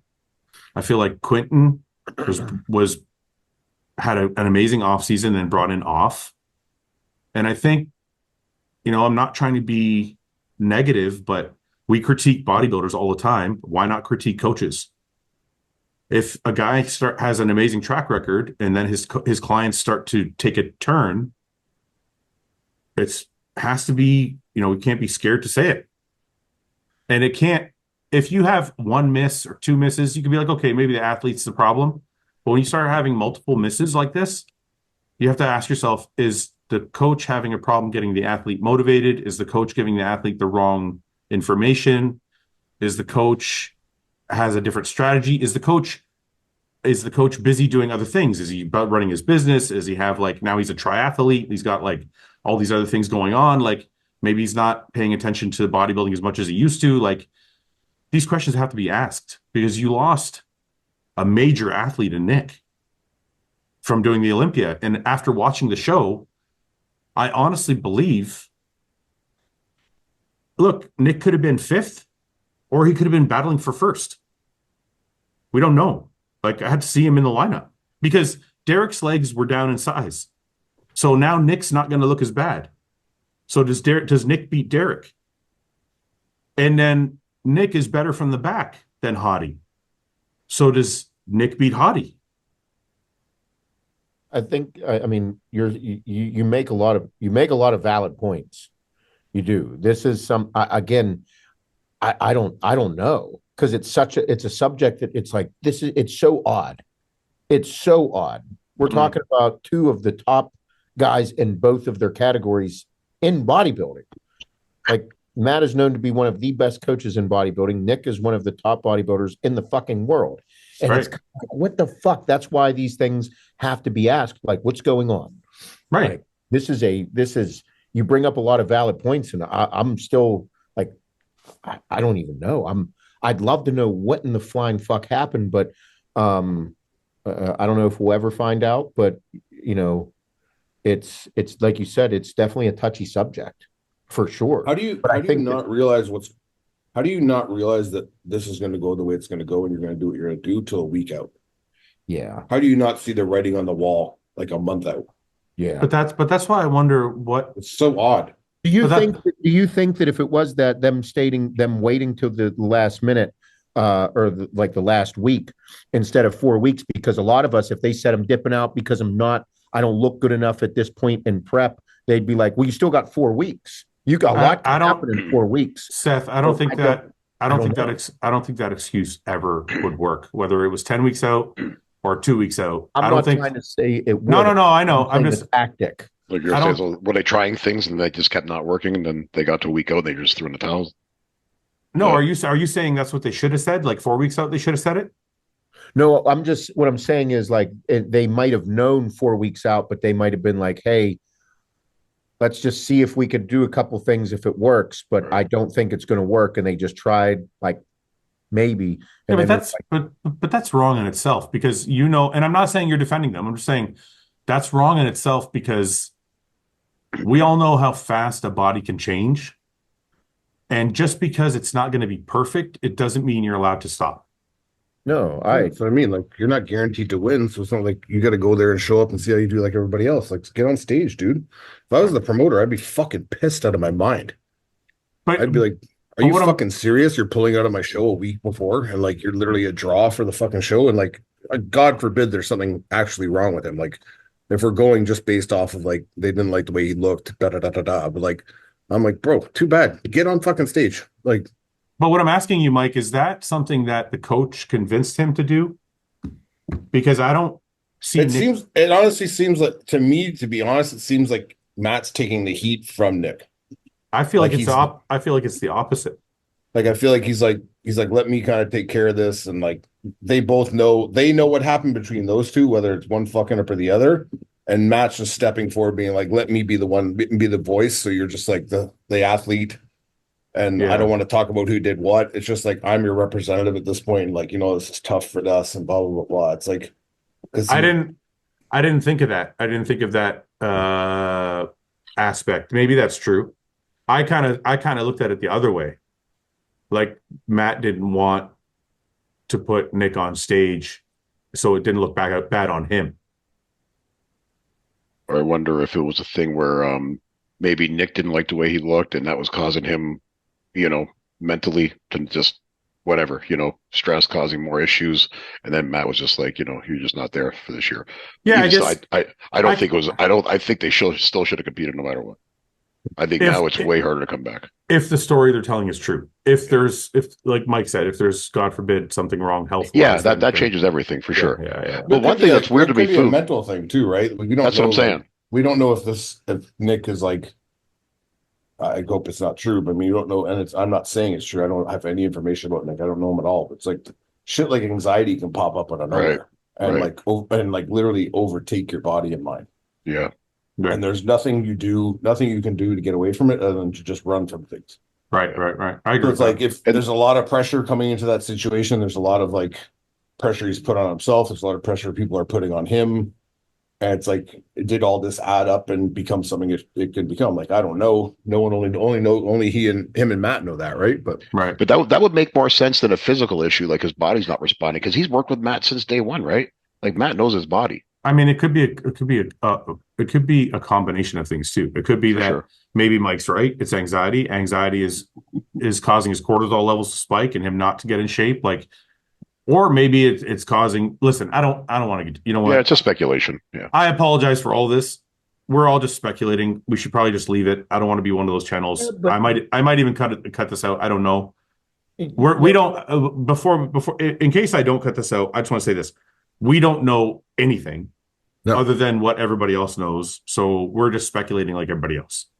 I just feel like it would have to be something like very significant and profound to make a guy like Nick, who seems like an ultimate competitor, to want to just be like, okay, right. That's I don't want to do it. It's like, it's just so odd, man. Like whatever you think of Nick, if you're a hater, or you like him or whatever, it's like, you can't deny that the guy's like a competitor and he fucking works his ass off and he's big as a fucking house. Like him looking not ideal is still top 5 in the world. Right. Yes. Yeah. Like he's not walking in a blubbery mess, guys. Like I hate to break that to everybody. He's not that off. And he has go ahead. He has no history of doing this before. No. So it's not like this is a pattern or anything. All right. So anyway, like I said, I don't want to speculate anymore. We probably shouldn't have gone down that road, but I do want to talk about Seth's question, because like I said, Nick at his absolute best, in my opinion, like New York Nick, when he won his New York debut, or Arnold Classic winner Nick, that Nick, in my opinion, is second place. Listen, I did not think Hottie and Derek were at their best. I don't think they were either. I think Hottie's legs from the back and side especially looked a little smaller. I thought overall he looked a little bit down in size. And I think Nick, if he looked like those two versions of himself, not the New York that just passed, the original New York debut, or the Arnold, I think he's second place. I think he's battling with Samson for first. The more, you mentioned it when we were talking on Saturday, and I went back and looked, and he was relatively fucking nasty at those. Two shows, yeah. Yeah. I still think that I think him and Derek would have been a comparison if he showed up looking like that. I think him and Derek would have been in a comparison. I don't know where I would have placed him, just because from behind Derek he's just scary from behind. Yeah, but Nick was like that at those two shows also. But I was just going to say at that Arnold, he was pretty damn good. Yeah. So I think he would have been battling for that 3rd and 4th spot there. I don't know if I would have put him with Hottie. I don't know if I would have did that, because Hottie from the front just absolutely murders people. Yeah, but that's the thing though, is you have to start looking at it like this when they're that different. You have to go, okay, Hottie's going to kill him from the front, and maybe not kill him, because front double, when Nick is peeled and crisp, his abs, even though he's got a thicker midsection, his abs actually work for him because they're so dug out. They're not a hindrance when he's like in that condition from those two shows. So from the front, let's say Hottie wins from the front. Yes. Nick for sure wins from the back. And there is nobody in the show with a nastier side chest than Nick. Like you get that fucking 24-inch arm, blasting big shoulder, leg like a fucking tree trunk. I'm sorry, like he's gonna win that side shot, and his side tricep is good too. Like he can compare with Hottie. I don't know if he can beat him, but he can definitely compare with him. You can compare with him. I don't know if he. I don't know. I don't think he beats him. Okay, but we're splitting hairs. So basically, we're saying second or third. We're saying second or third. Yes, we're talking. Would you agree, Paul and Mike? Would you agree second or third is fair? Not against this Martin, in my opinion. Oh, you think Martin would beat him? In my opinion, just going by what I saw from Martin at this show based on Nick's last appearance. Yeah, but that's not what we're saying. I'm not saying I know, that. but I got to go most recent. No, listen. But that's not what we're saying. If you say Nick at New York, yes, I think he's fifth. You're saying Nick at his all-time. But if you say Nick at his all-time best, like the year he got second to Samson at the Arnold, or the year when he Nick Arnold Classic winner. Wait, let me put Walker. Nick Walker. Image. Okay, share. Let's see. I'm talking this Nick. This Nick is fucking wild because he wasn't big enough up top yet, so it's still the sweep was nice. His stomach was so chiseled that his abs actually worked for him. Yeah. Like this is really impressive. Yeah. I like that version of Nick. He hasn't looked like that yet, but I mean that's the Nick we're talking about, not Nick. Okay. Like this Nick. Look at this fucking shit. Oh, this is a drawing, but this is what he looked like. Here, is this the real version? Like that's a good fucking 21. Yeah. That's way better than Nick right now, I think. Look at this. Yeah, that's good. That's really good. And then look at the back shots. Like he's peeled, man. Yeah. Look at the fucking bicep peak on this one. Yeah. Yeah, that'd be tough to beat for Martin for sure. But I'd love to see that comparison. But look at that. Yeah, that for the back, he's great. Like, look at this. Yeah, that's a great shot. Look at the detail on his hamstrings. That was the one right after COVID. That was 21. This is the one where he lost to Samson and Andrew. And I thought this was even one of his better looks too. He was a little smaller. Like from the front, it was not as good because his stomach wasn't chiseled. Mm-hmm. But when his stomach is peeled, like when his stomach is hard and dry, right there, it actually works for him. Like when I see him in this shot, like you see the fucking way his abs pop and shit. Mm-hmm. Like, yeah. I mean, definitely, Fouad, you are right. I mean, like, definitely that version of Nick would be hard to beat. Yeah. See, I don't know. I think in that shot, Martin still beats him because of shape and the front double. Yeah. But anyway, it would be a good battle. I'd have him in that battle with Martin and Hunter. So you'd have Derek beating him for sure. Yeah, but for last year's version of Derek for sure. This year's version of Derek, this year's version. Maybe that might be a closer battle. We're putting the best version of Nick into this Olympia. Okay, then maybe you're talking third. Yeah, third in that battle for third or fourth. Yeah, I think that's But I don't think he's top two. I think he compares with Hottie. I don't know if he beats him. All right, let's do some questions. I think Martin's doing Prague. I don't know if I'm supposed to say that or not. When is that? I might have just spilled the beans. I think Martin's a packy. He's a chap. I don't know if he is. I think I don't know if I'm supposed to say that. When is that show, Fouad?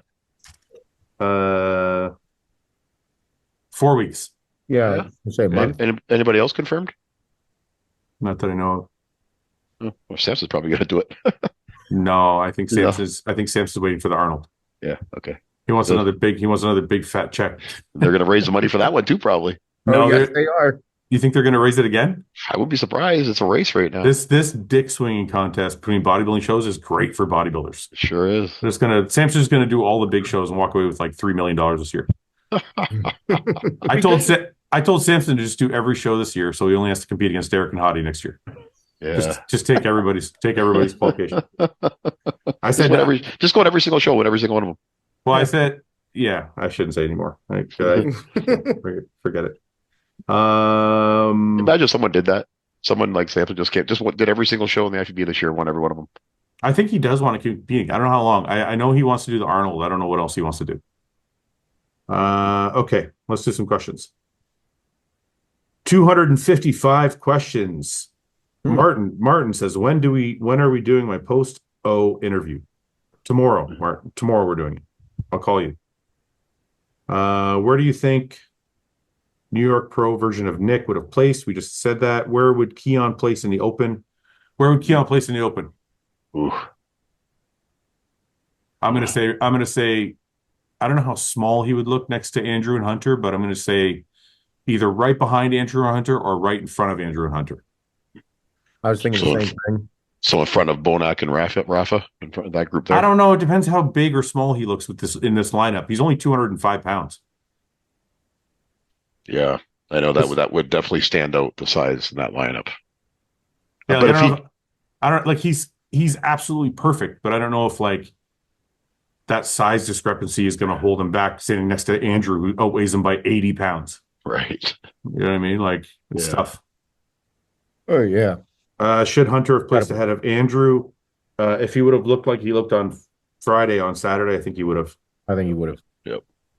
If Samson stopped training and only dieted, how many years would it take for Paul to beat him for Mr. Olympia? That's a great question. Next year. Hey, if you better get back in the gym, Samson. Never. I don't think you could ever. No, never. I don't think Not ever. my lifetime. Not my Let me lifetime. remind you, never. Yeah. I don't care what I took and what, it doesn't matter. What did Fouad get for his birthday? I got a Ninja Foodie. Nice. Oh yeah. It's like a crock pot, Dutch oven, steamer, fucking thing. Yeah. You love your cooking accessories. I love kitchen appliances. Do And I you got really? it. Yeah, I didn't know this. Dude, if you go into my storage room, Yeah. I got every kitchen appliance known to man. I have My wife is constantly like, come on, not another one. You're going to use it once and you're going to put it in the storage room. I'm like, I use it when it's needed. Right. A lot of people need 6 air fryers. Oh, this is gold. And I got a bunch of helmet racks because I wanted these helmet racks for the garage so I could hang all my helmets because I have like 5 or 6 motorcycle helmets now, so I got that too. So anyway, if Fouad and Ian both went shot for shot at each of their best physiques, who would win what shot? I would win all of them. Next question. Moving on. Do you think bagels really need holes in them? If you got a bagel without a hole in it, would you be disappointed or happy? Then it's just a piece of bread. Happy. It's a bun. It's a bun. You're right. Yeah. It's a ciabatta. Yeah. It's a ciabatta. Ciabatta. Who do you guys think will take over as the next classic physique champ? Mike Sommerfeld. Great. I thought it was amazing. I think it opens it up. I think, dude, Mike Sommerfeld from last year to this year, dude made crazy improvements. Mm-hmm. How about Wesley? What happened to Wesley? I don't know. Do you think Wesley got worse, or do you think just standing next to better guys exposed the legs? That's what I think. I think he didn't have the same pop as he did earlier this year, but I don't think that I think standing next to some of these guys just changed the lineup for him. Yeah, that was a tough top 5. Oh, those guys were incredible. Yeah, Classic's getting so competitive. Me and Ian had a hard fucking laugh in Vegas when we were driving because we were talking about this guy. This guy. Say his name, Paul. Josema. Seth, say his name. You know, Hosema? Mike, say his name. Hosema. Jose May. Ma. I said to Ian, he said Josema or something like that. I said, I thought his name was Jose Ma. So Ian goes, what is he, fucking Asian? Jose Ma. He's Latin and Asian. Ian was doing an Asian accent. We were fucking pissing ourselves laughing. I was like, I don't know why I assumed it was like that. He goes, he's not fucking Asian, man. Why the fuck would it be Jose Ma? Because you're reading it like 2 words, 2 names. Yeah. Oh my God. We fucking pissed ourselves laughing. It was so bad. I'm such an idiot. Why would it be Jose Ma? What is I think Paul was right the first time. I think it's Josema. Oh, really? Yeah, I think so. Wow. Or Josema or something. I don't know which one it is. But anyway, what were we talking about? Oh, where do you guys think? So you guys think Mike Summerfield will take over for Chris? Are you saying that because he was second and it's just obvious, or do you think? I think he's the first guy to push Chris a little bit. Okay, but do you guys think that's the standard for Classic? I don't know. Shape. Look, he's amazing, but I don't think it's the same kind of standard that Chris set. It's not the same structure, that's for sure. It's different structure. Well, I was just going to say over the next year, you're going to see, we're going to see everybody show up. But then at the Olympia, that's going to be the new standard. Like, is it a stature thing? Or are we going to see somebody that's, I don't know. I think that Mike, out of everybody else, I think Mike was the one that's been the most recent over the past few years to push CBum. But I don't know if that's the standard that they're looking Well, for. he is. It's like the first time. It's the first time in a while that he's split points with someone. Yeah, it's been, I think, 3 years or something. Yeah. But I don't know. I really like Mike's physique. I think he looked great this year. I think that Urs showed up better this year than he did last year. I think Dino slipped drastically. I don't know. Do you think Dino comes back? Yeah, I don't know what happened to his prep, man. He was sweating like crazy at prejudge. He was a mess. Really? Yeah. His whole back was soaked. Yeah. Mess. Yeah, I don't know what happened to his prep. Something obviously went wrong. I think with Mike, I know what you're saying, Fouad. Like the structure, you don't think of his structure as a classic. I like Ramon's physique better than Mike's. You do, eh? But when you go shot for shot, who do you have winning? Well, I don't even mean that way. I don't mean I'm not talking as a bodybuilding analyst for a second because I don't pretend. I don't pretend to know classic. Yeah. Like I'm not an expert at classic judging. Yeah. If you're asking me what type of physique I prefer, if it's after Chris, I would want to look like Ramon.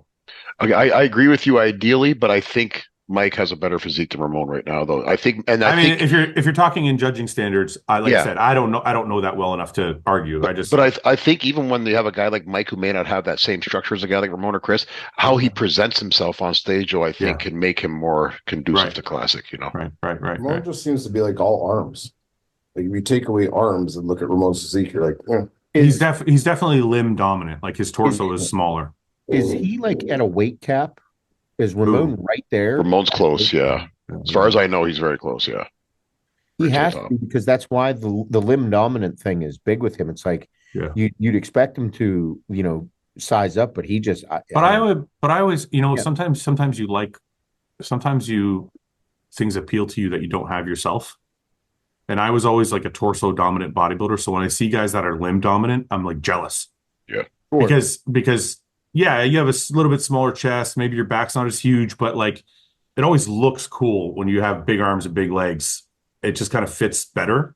Mm-hmm. If I could trade, I would trade. I would rather have big limbs in a small torso or a smaller torso than the reverse.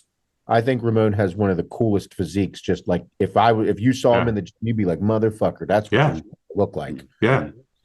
Cool gym physique. Mm-hmm. I like Orr's physique. I like Mike Summerfield's physique. I think Wesley is probably the closest to like golden era because he has smaller legs and those guys all had smaller legs. But I don't think that's what classic is supposed to be. I don't think so. I think that's what hurt. I think the imbalance is just too. Yeah, it's a little bit too much with Wesley.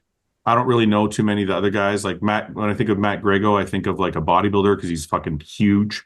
Michael DeBoule is shredded as fuck, but maybe a little bit too straight up and down. Doesn't really have a round physique. Mm-hmm. Breon feels like almost like a little bit smaller 212 guy. Doesn't necessarily feel like fits the standard that Chris has set. So I don't know. Like I don't really know all the guys, so I don't know enough. Some of the newer guys like that Managate. You guys know who Managate is? No. Let me show you this guy. Where's the Jose Ma? No. Menegate? That Nunez fella. Yeah, he's good. There's a lot of good young guys in classic. This young guy, I think this was his first year. I love this guy's physique. Oh yeah. This guy. See, there's a video. Looked great. Yeah, look at that X-frame. Look at those legs. Jeez. Look at that fucking pop on them sweeps. Look at that. Look at the fucking waist on this kid with the fucking He's not flare. Asian. Whoa. What the fuck's going on here? I didn't say he was Asian. Oh, I mean, I got that. He's a Minagata. I said Menegate. That's different than Megata. Hey, man, this guy's really good. Right? It's really complete. Really like his physique. I think there's a lot of guys with a lot of potential. Look at this. Watch from the back. Check it out. Look at that. He could use a little bit bigger back. Yeah, his legs, but even like, look at that. It's good, man. It's complete. Yep. A little more density to the great back. legs. It's crazy that his upper back doesn't match his legs. Yeah. You think it's the opposite, but it's the only thing he really needs by the looks of it. I think he's young. I don't know how old he is, but he's very good. It might be in his bio. That's him next to Wesley and Jose Ma. Josema. Hosema. Josema. That's a great pose on him. Yeah. Young guy. Anyway. Good for him. Okay. On a scale of 1 to 10, how proud are you of Samson? 12. What do they think you're going to say? Yeah. 1. Like, Pretty disappointing. 4 or 5. Yeah, like an 8. 3. 3. He could do Could have been better. I mean, come on. Do you wash your hands before or after peeing? I don't wash my hands either before or after. Yeah. Be a man. Well, I don't, because I'm usually wearing a jogger of some sort, and if I just pull my pants down, then it just flops out. Yeah. And so then when I'm done, I just You tuck it up under your balls and just let it hang there. Yeah. Then you just like pull it up real quick. And then when I'm done, I just put it back in, and I don't ever have to touch my dick. I do the same. Do you really put it under your balls, the waistband? What? And just let your dick float there? What are you talking about? Like when you pull your pants down, pull your dick out. And do you like put the pants underneath your balls? Just have your hand. Or do you just keep your hand there and just No, I keep my hand on the waistband, because if you let the waistband tuck under your nuts, it cuts off your pee stream. Yes. Yeah. Kind of. Yeah. You can still pee, but it's not it won't drip empty. You don't get free flow. My pants around my ankles and pee. I saw a guy doing that at the rest stop about a week or Seth two just ago. takes his pants all the way off. Just stands there. I stopped to take a Ben's piss at the over rest with stop last week. Ben's over with stiff legs to pick them up too. See Oh my balls. god. Get that hamstring stretch. Yeah. Oh my god. No, who washes their? I wash my hands after. What do you guys? What, before or after? I do it in Don't wash my public. hands at all. You wash your hands before or after? Oh, after.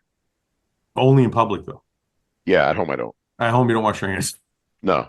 Okay. I don't do it in public either. Fuck everybody. No. Don't come near me then.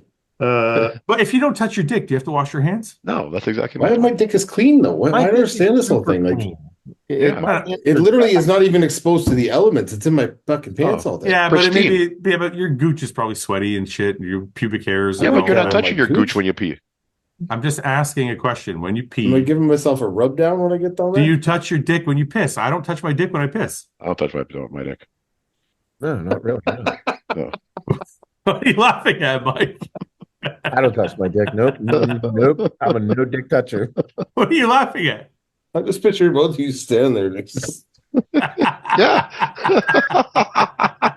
Go to work, man.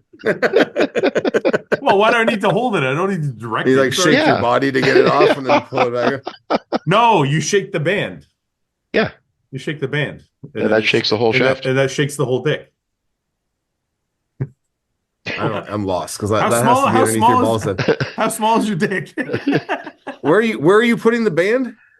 If Right I at your pull balls. I pull my pants down, my dick Uh-huh. flops out, and the band is right at the base of the shaft, but my balls are still underneath. Uh-huh. And then I'm pissing. I pull mine down a bit lower. And then when I'm done pissing, I just shake the band, and then it shakes my dick. And then You get it all over your pants. no, you got to shake properly. Yeah, you do. It goes. No, You I do don't. get it No, all. I don't. You do. No, I don't. How many dicks do you think you guys have shook? Like if your dick's on your hand and there's other dicks on other hands. But my dick's not on my hand. Oh, yeah. I must have touched a whole bunch of dicks though, because I know a lot of guys. Not a lot of guys wash their hands. The back of my thumb might touch my bag for a second. Yeah, because I'm holding it down like that. So there might be a little touch. Like right here, you might have right there. Nobody touches that. But they do, because if I shake their hand, I'm grabbing this. You don't give a little shake. No, you shake the pants. No. I'll stand there until it's done. Listen to me, man. You have piss all over your pants. There's piss everywhere. But my especially as you're getting older, you know what I'm talking about. There's still a lot of pee left in there. No, he means if you're shaking with the band, it's flipping back and forth. And no. See, you don't have to shake you're a big it. guy, Mike. It's different for you. I get it. You're just like giving a little. Yeah, but you don't have to jiggle it that much where it's flying all over the place. You're just giving it. I know, but still, it's like when you go to pull it up, there's pee inside your underwear. But see, Mike, you're a big guy. You're a big guy. You stand way above the stall. I don't. So when I'm you've got a lot more leverage. How tall do you think he is? He's only like 6'1". Mike's tall, like 6'2". No, I'm 6 foot. You look 6'2". I'm 5'6". Yeah, 6'2". Now you're 5'6". I got measured. I'm 5'6" and 3/4. This motherfucker shortens his height just for his own. I've lost an argument. inch and a half. Fouad. I used to be 5'8" and a half. I'm 5'6" and 3/4 now. You're bigger than this. He's like, I'm 5'4". You're I'm 5'6" and 3/4. What is it? I don't understand what the height has to do with him shaking his dick. Because I don't. So the bowl, the what do you call it? The urinal. Are you talking about the urinal or a bowl? Yeah. So the urinal. So it's right around dick level for me. So when you're not 4 feet tall. That thing's so fucking low. I don't use the kid ones. I use the adult ones. The ones that are like mid-level. Wait, so when I'm pissing in there. Say, yeah, so when you're pissing there, then what? So pretty much like my whole shaft is over the urinal. How long is your dick? He's fucking got a hog hanging out there. Just like you got 12 inches. Like a horse dick hanging out 12 inches flaccid. Like, and then I just turn and just knock a ton of stuff. Yeah. When I rip out that anaconda and start winging it around. This guy. I'm not trying to say anything like that. It's at dick level. So you take your dick out, it's in the urinal. Well, it's slightly above dick level. The urinal's slightly below my dick level. All right. So what's the problem? No problem. Well, you're saying you're saying he's taller. I'm saying, what is the problem? Oh, you because he drips on his pants. So my pants are pretty much. I'm saying you're doing that. Oh, I thought you did. You guys aren't touching your dicks. Yeah. Don't need to shake it off. Don't need to. Just a little bit of dribble. You just go like this and it dribbles out. And just make sure you're right over the urinal. Yeah. Your shaft. Seth? Do you grab your dick and shake it out? I don't wash my hands, period. But do you shake my hand, you feel my dick. I never wash my hands unless I get something on it. Like, do you? What about your number 2? No. You don't wash your hands with number 2? Here's depends how messy. I do. You're not like crazy in there. You guys are animals. After number 2, you got to. This is how this works for me. If I'm at a meet and greet or I'm out somewhere and I shake a lot of hands and touch a lot of people or I'm doing a lot of stuff, I will wash my hands before I touch my dick. 100%. Okay? That's smart. Yeah, because I'm like, okay, if I was at an event and I just touched 100 people's hands, yeah, I'm like, hey, bud, I don't know. Nope. That's 100 people touching your dick. Yeah, I don't want them there because I'm hoping Hannah's going to put her mouth there maybe after I'm done. Hopefully. So I don't want all that. Yeah, but you're going to shower before Hannah puts her mouth there. Maybe. Oh, I feel bad. His hands will be clean though. My hands are clean. But no, it just respect out of my dick. But then like after I'm done, like my dick is one of the cleanest things on my body. I don't think so. I don't think so. I don't think Top two. No, man. Top two. What's first? What's first, Seth? Top 2. I don't think so. I don't think so at all. I think the skin everywhere else is cleaner than the skin on your dick. Your dick, but it's covered all day, Fouad. There's no exposure to germs. There's no exposure to elements. Germs fester in hot, humid areas. Your dick. You have to have dirt. Your dick and ball. No, you don't. Your dick and balls. There's oils in your skin. Your dick and balls are the fucking hottest place on your body, and they're covered. So that means that shit's just musty and festering. Why do you think your dick stinks when you've been running around for 2 hours? My dick never stinks. My dick has never stunk. So you come home from a leg day and you didn't shower beforehand. You went to work all day. Then you went and trained legs. And you go home and your balls smell like roses. My ass might stink, but my dick is fine. I bet. You know what? We're gonna ask your wife. I beg to differ. Yeah, There's definitely a study out there about this. There's got to be a study. Guys, come on. There's a reason Manscaped makes fucking ball deodorant. Okay, you know what? I'll give you that. In the summertime, and it's hot, it's humid. Yeah. Okay, that's what I'm talking about. But my dick skin is fine. No, man, because the shit's sweaty and musty and fucking. But that's not right. My dick don't sweat. My balls might sweat. My dick don't sweat. Yeah, but that's all in one area in your fucking underwear. But my dick rides above my balls, so it's not touching it. That's going on a shirt. My dick don't. My balls stink. My dick don't stink. I'm just saying, like the skin on my stomach is probably cleaner than my dick skin. Oh yeah, probably. There's no there's no less sweat. germs. There's no sweat. There's no mustiness. It's still covered by my clothes. Well, why do you assume that mustiness and sweat means dirty? Yeah. Because your skin has oils and shit, and when that stuff, it can collect bacteria. That's why they tell you to keep your balls dry. I think bacteria, though, Fouad, has to come from an environmental. No, it doesn't. You have bacteria in your body. No, it doesn't. It doesn't come from That's good bacteria. Okay, this is what I want you. This is what I want you to do. I want you to fucking tomorrow in the morning. Let's get petri dishes. Tomorrow morning. Yeah. Tomorrow morning, don't shower. Go do cardio. Go to work. Go to the gym, and then just go to sleep. Don't fucking take a shower afterwards. And then the next morning, get up and smell your nuts. Smell my dick or my nuts? Yeah, exactly. The whole area will stink. What do you mean? It's fucking 1 inch difference. difference. Where we're rubbing, underneath or on top. We're gonna take it. If you were just to smell the top of my dick, I'll guarantee you wouldn't stink. If you were to take a line off the top of my dick, I bet you be perfectly dry. I bet you if you took your fucking underwear off after everything I just said, the whole room would stink. I agree with you. My underwear would stink, but that's not coming from my dick. That's coming from my balls, my ass. Yeah, it depends how many times he's farted that day too. That and shit, big. Yeah, all right, big problem. All right, yeah. You know what? That's fine. Your shaft Let's agree to disagree. Your shaft smells great. Here comes. Let's agree to disagree. Come on, we're good. I'll prove it to you right now. Come smell it. Yeah. I'll come to your house right now. Maybe we're getting a little too much into the weeds. Oh my Never god! tell me my shaft stinks. Ever. Okay, let's move on. Okay. Great conversation, guys. I think we dissected that subject enough. Yeah. Okay. Top 5 or 10 favorite action characters of all time without superpowers. Without superpowers, Batman without superpowers. All the good ones have superpower. I don't know. I guess they're talking about like Rambo. Yeah, the action guys. Commando. Arnold for sure. He's not a superhero.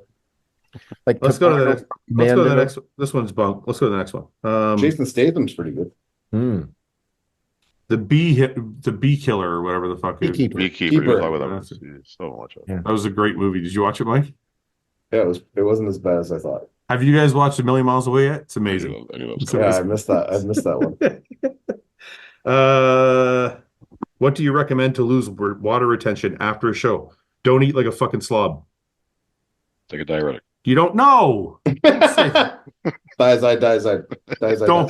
Don't take a diuretic. All right, any of the Zides. In the evening. Any of the Zides. Any of them. Don't take a diuretic. Cut your water. Would you please? I'm just joking. I'm sorry. Your fat ass is doing cardio again. Don't take a diazide. Don't take a diuretic. Sorry. Don't cut your water. That's what Paul puts in his reviews for the people who want feedback. He's like, take a diet. Cut your water. I recommend next time you cut your water for an extra couple days. Guys, there's some people that actually want to learn something. Okay, I'm sorry for that. Like, okay, I don't want some kid watching this being like, oh, I'm retaining 20 pounds of water after because I ate a pizza, so I'm going to take a diuretic and then destroy my kidneys even further. Okay, I'll be clear. I was joking. Don't do that. Okay. After a show, your body is fucking hypersensitive. Your kidneys have already taken a beating from the diuretic before the show and cutting your water before the show. Make sure you're super fucking hydrated. If you're retaining water, don't cut your water. Don't take a diuretic. Cut your carbs and do some cardio. Lots of cardio. Because the mistake people make is they get back on an off-season diet. They start eating 300, 400, 500 grams of carbs and they stop doing cardio and then they retain a shitload of water. So cut down on the fucking binge food you're eating, or cut down on your carbs and ease back into it while you're doing some cardio. But I would, I would keep your water high and don't take a diuretic. You're trying to get your body back to a regulatory state. You're finding that homeostasis, and you have to do it in a nice, smooth transition. And it's going to suck because you're going to be like, I just want to eat all this food. Don't do that. Yeah.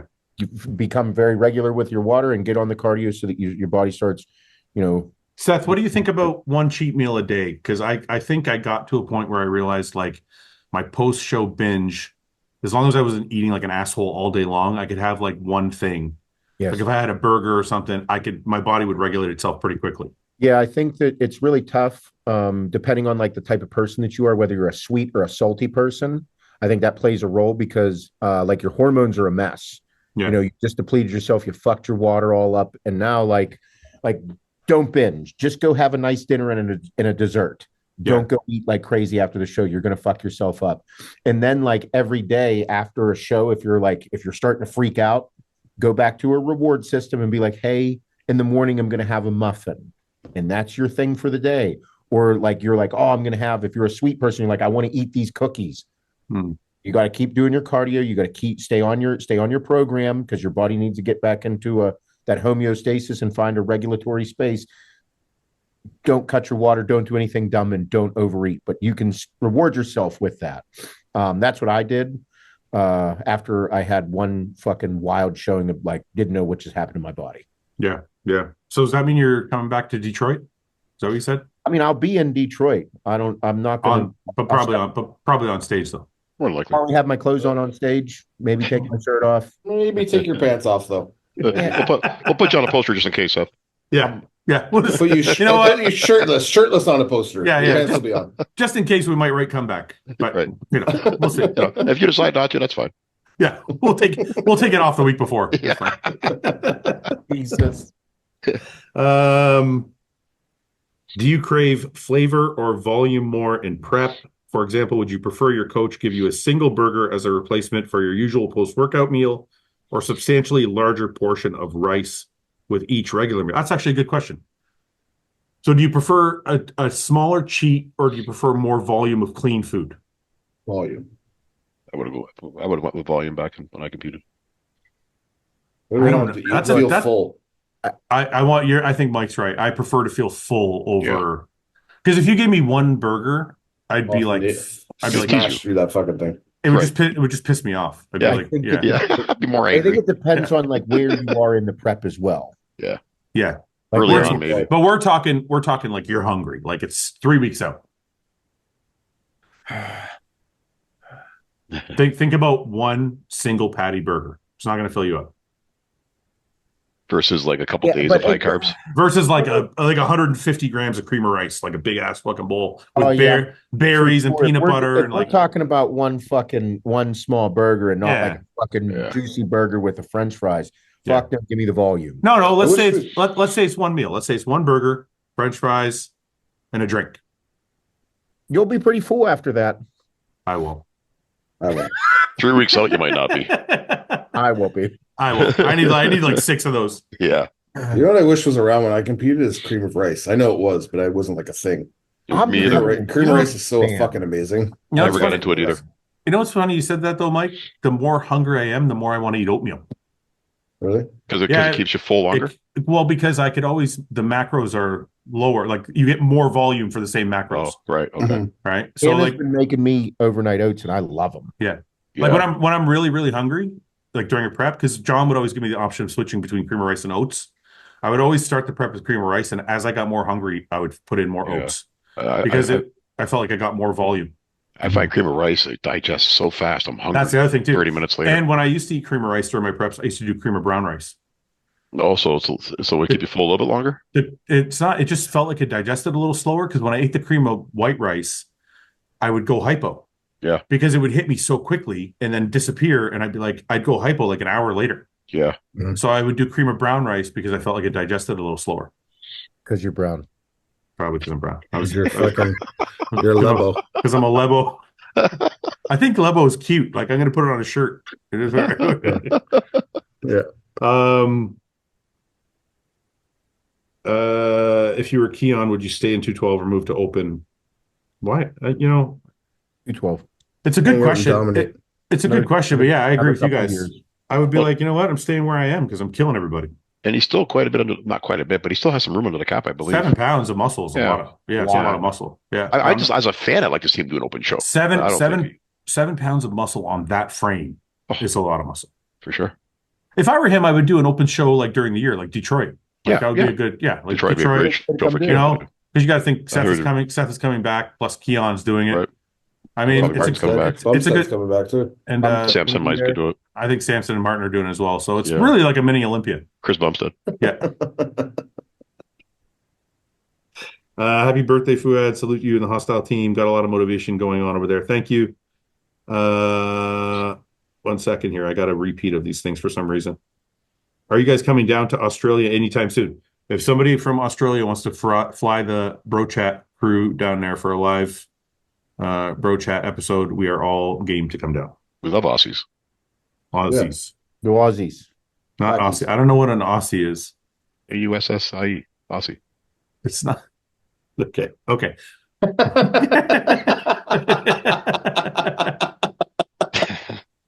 Have you seen the Aw is AWE. Aw. What's That's AU aw. then? I don't know. But not It's aw. also It's also aw. Yeah. Aw. Aw. Yeah. So Aussie. It's not. The S's are. Aussie. What other Aussie. situation is 2 S's a Z sound? It doesn't Aussie. matter. Assistant. It's not assistant. Assistant. Yeah, exactly. It doesn't. It's not the fucking point. Okay, here. If I say Mrs. Zippy. here, watch. I'll give you one. I'll give you one from the fucking this dude on Instagram does these all the time. It's hilarious. Okay, spell cove. Yeah, the clove and then Clove? love. Spell cove. CLOVE. No, not clove. Cove. What? Cove. COVE. Now spell love. LOVE. Why don't they sound the same? They do. They don't. One is cove and one is love. It's not loave. Oh yeah. Um, I don't know why. Exactly. I don't know why it's Aussie, but it is. Aussie. Look how confused he is. Just say it with an Australian accent. You're right. No matter what. Give me one other example of 2 S's making a Z sound. Okay, wait. We're gonna find out right now, Paul.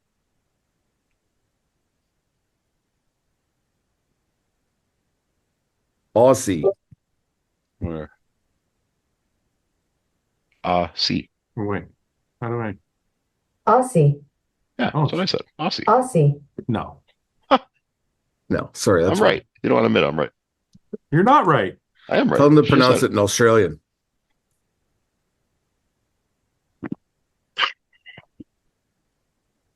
You spelled Aussie wrong, Fouad. Shut up. Can you hear that? You're looking at how to pronounce this word as Wait, can you hear that or no? I can Yeah.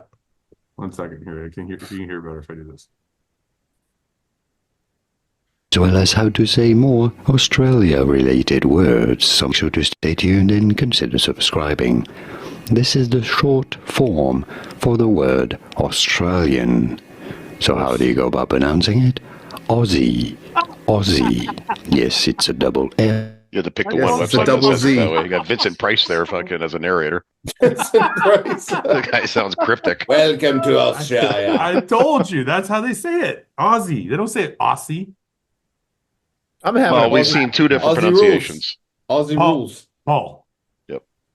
Why can't you admit that just because something is spelled with the same characters, it doesn't necessarily sound the same? We just proved it with love and cove. Yeah, but you have no other examples where that's being used. Yes, I do. Okay, There's a bunch of them. wait. Spell bear. No. I mean with the 2 S's. It doesn't have to be. The point is the English language is not perfectly it's not all uniform. So what's your thing with bear? If I spell bear, BEAR. Okay, now spell near. What? Near? Yeah. NEAR. Same spelling, different sound.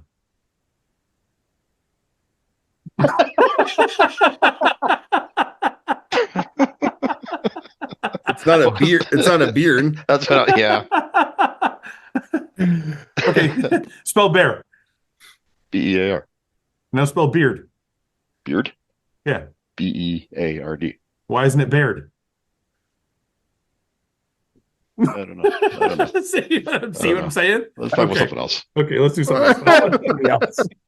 Oh, wait a minute, though. There's bear, B-A-R-E, like you're bare naked. Yeah, that's fine. I'm telling you that you can spell things the same way, but they can have a different sound. Oh, they can have the same sound and be spelled two different ways. Yes, I didn't say that's fine. That doesn't prove your point. That proves a totally different point. Just the point I'm making. That's all. Do you see Martin as a potential Mr. Olympia in the future? Can't rule it out. Yeah. Did you purposely get caught on your birthday week? Did I? Well, I was with Ian all week, so no, I didn't. Ian, I hope you didn't. I gotcha. I asked Ian, I said, did you jerk off while I was here? He goes, no, I waited till you left. I'm like, okay. Thanks, dude. What is the Merrick Health alternative in Canada? I honestly don't know. I wish I did know. Nothing. Canada sucks. Yeah, true. How quickly can the gains come back after an 8-month hiatus due to illness? Anybody want to answer that? It depends on what he looked like before. Well, he's not saying pharmacology, buddy. He's not saying can I get bigger. He's saying like if I was 240 and I got sick and I was away for 8 months, how fast can I get back to 240? He's an experienced lifter, probably no time. I think, yeah, if you're an intermediate lifter and you're, back on gear and training hard and eating right, 2 or 3 months. Yeah, I'd say 2 months probably. It really depends how much you lost in the 8 months you were off. Yeah. Hopefully it wasn't that bad. Yeah. And was it like a solid 240 before, or was it, a sloppy 240? This guy answers. I love how people just give an answer. This guy says 2 months. Doesn't ask him. Doesn't ask him how big he was. Doesn't his age. Just like just 2 months. Okay. Back into it. You're good. Riding a bike. What's your favorite part about being a retired bodybuilder? That's good for all of us. Go ahead, Seth. You're still retired. You haven't come back yet. What's your favorite part? I don't know. I miss it. So you're like, it sucks. I don't want to be retired. That's why I'm coming back. I don't want to be retired. I want to go back again. Mike, what's your favorite part about being a retired bodybuilder? I kind of got back into living that lifestyle recently, so I guess I miss it too. I've been eating better and taking better care of myself, so yeah, but I don't think it's full circle. But okay, that's what I would say is my enjoyment of not being a bodybuilder is just not being so conscious of what I'm eating and whatever. But that led me in a direction that was not positive. So I'm looking at it a little different way. Let's change the question to what's your favorite part about being a retired competitive bodybuilder? Because Mike, even though you're eating healthy and stuff, you're not ever going to compete again. No. So like, is there something that you love about not having to compete, I guess? Is a little bit better. Oh yeah, hard dieting. That would Yeah. I don't want to do that again. Be hungry all the time. The hunger is a killer. That just it kind of fucks your head all up. Yeah, low energy. I think my favorite part about being a retired bodybuilder is not having to take all the drugs. Yeah. I can still, like, if I want to, I can still do a shot a week or something if I want to, like, feel good in the gym, but I don't have to do like massive stacks. And that's not because I'm like a health conscious or anything. Everybody knows, like, I kind of play a little bit of Russian roulette with my health, even though I shouldn't.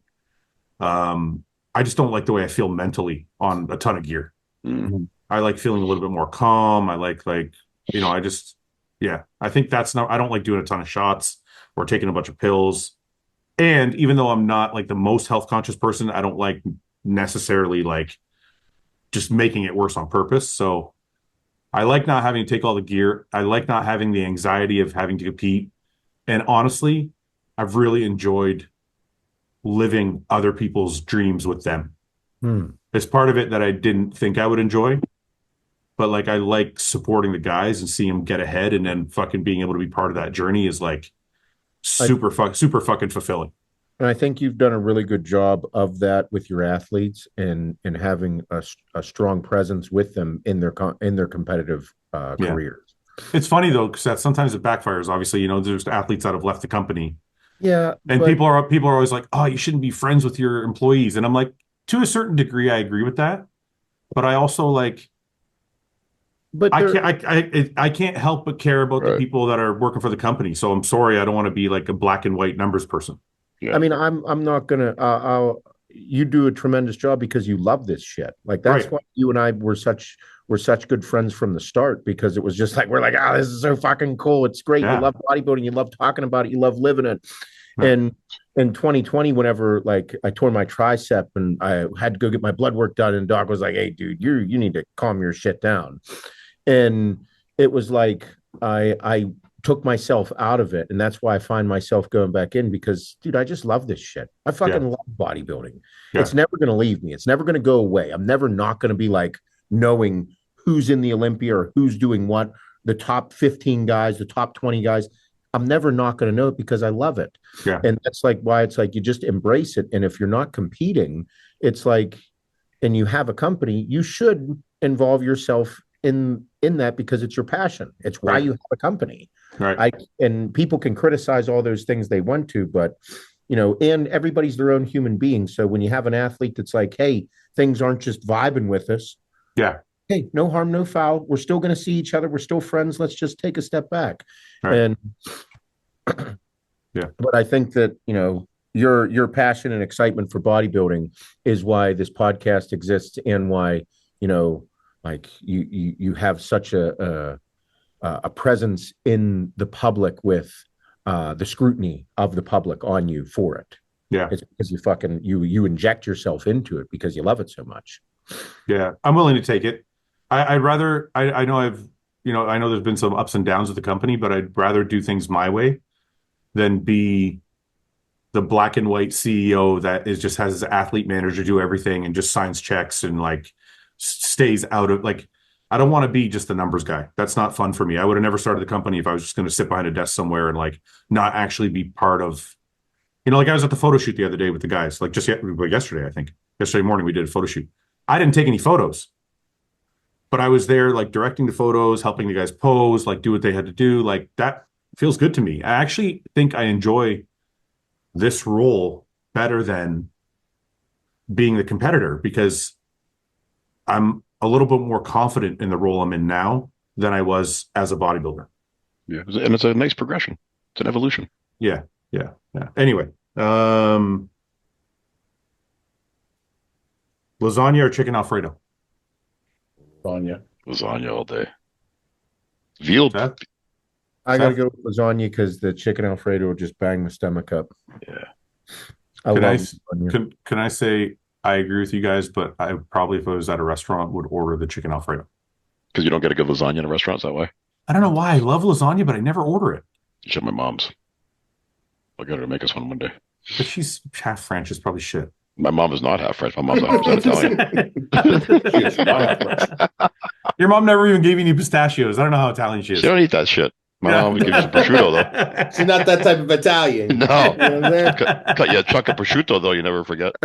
I don't like that shit, man. You like that stuff. My mom's prosciutto. I hate, you know what? I'm not a big fan of like those kind of deli meats. I only like turkey breast, maybe ham. Salami. I don't like salami. You don't like salami? Those like peppered or like spiced meats. I'm not really a fan of them. Oh, you like capicola? I don't even know what capicola is. Is that the one with the pepper chunks in it? No, it's like a spicy sausage. Yeah, I don't like that. No, that's why I like turkey breast and ham. They're not like spiced meats. They're just like, that's white people meat. Cold cuts. Well, I was born in Canada. Yeah, What do you want from me? yeah. No, I like turkey too. I think turkey's my favorite deli meat. Yeah, I wouldn't argue with that. A good roasted turkey, Seth, roast beef. you know what sorry, go ahead, Seth. No, I was gonna say I don't really fuck with deli meats. You're too healthy. That's the annoying part. Ever since I was a kid, I never even ate them as a kid. Really? Yeah, no, I was You peanut guys, butter. you know why? That means you guys weren't poor. Everybody else in my house ate it, but me. I was the fucking pain in the ass kid. Really? Oh, huge. Yeah. Somebody said to me, what the fuck did somebody say to me yesterday? Hunter, I think, said to me a patisserie. Do you guys know what a patisserie is? No, what is that? You guys don't? A patisserie. No. Not a rotisserie, but Isn't it like a restaurant of some sort? A patisserie is a place that makes pastries, I guess, or baked goods, something like that. And I said to, Patisserie, as soon as he said patisserie, I'm like, you're a rich kid for sure. For sure, you're a rich kid. For sure, you did not grow up poor. 100%. He's saying that in his Texas accent. So he goes, patisserie. he goes, everybody knows what a patisserie is. There's 15 people at the table. I go, everybody, I need a second. I go, does anybody know what a patisserie is? Not one person knew what it was. I'm like, see, you're a fucking rich kid. I've never heard of that word in my entire life. Let me make sure. Let me make sure he's not fucking with me. Yeah. Yeah, patisserie. Doesn't sound right. Patisserie. It's there. Yeah. Yeah. How do you Pastry spell shop. How do you spell it? It's French. Patisserie. Yeah. Yeah. So it's patisserie. Yeah. I knew you were going to say that. In Australia, it's pronounced patisserie. Yeah. Patisserie.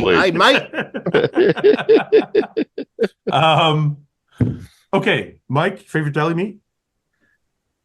Growing up as a kid, do you remember the macaroni loaf with the fucking Yes. cheese That's in so it? disgusting. That was It was like gross. bologna. It was like bologna with chunks of yellow fucking. Yeah. And the noodles. I couldn't do that one. Inhaled that. Oh with god, mustard and that's cheese. shit. Like, Even when I was looking at that, younger. I would. But You know, now I like cold cut. Like I talked about Jersey Mike's. I like that kind of stuff. For Firehouse subs in Canada, I like that. Yeah. Oh shit. yeah, they're good. I used to we were poor, so my parents would buy like the big stack of bologna Yeah. for like $2, and it was all sliced. Yeah. And it was like thin. Yeah. Super thin. Yeah. So I would take it. I would wake up early before everybody else. I would turn the stove on. You know the stove with the rings? Yeah.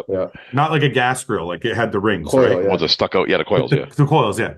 I would take a piece off and I would put it right on the coils. And it would get like, and it would go from flat to like this, like it would ball up a little bit. Got all plastic in it. And get crispy. Yeah. And I would be like, delicious. And I'd fucking eat it. I'd put another one on the fucking on the coils and let it burn.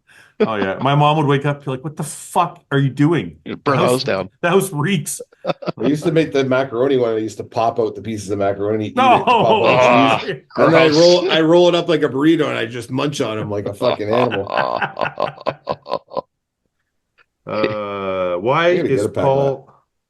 Why is Paul beating in a 1v1 from the pod in basketball? I don't know what that means.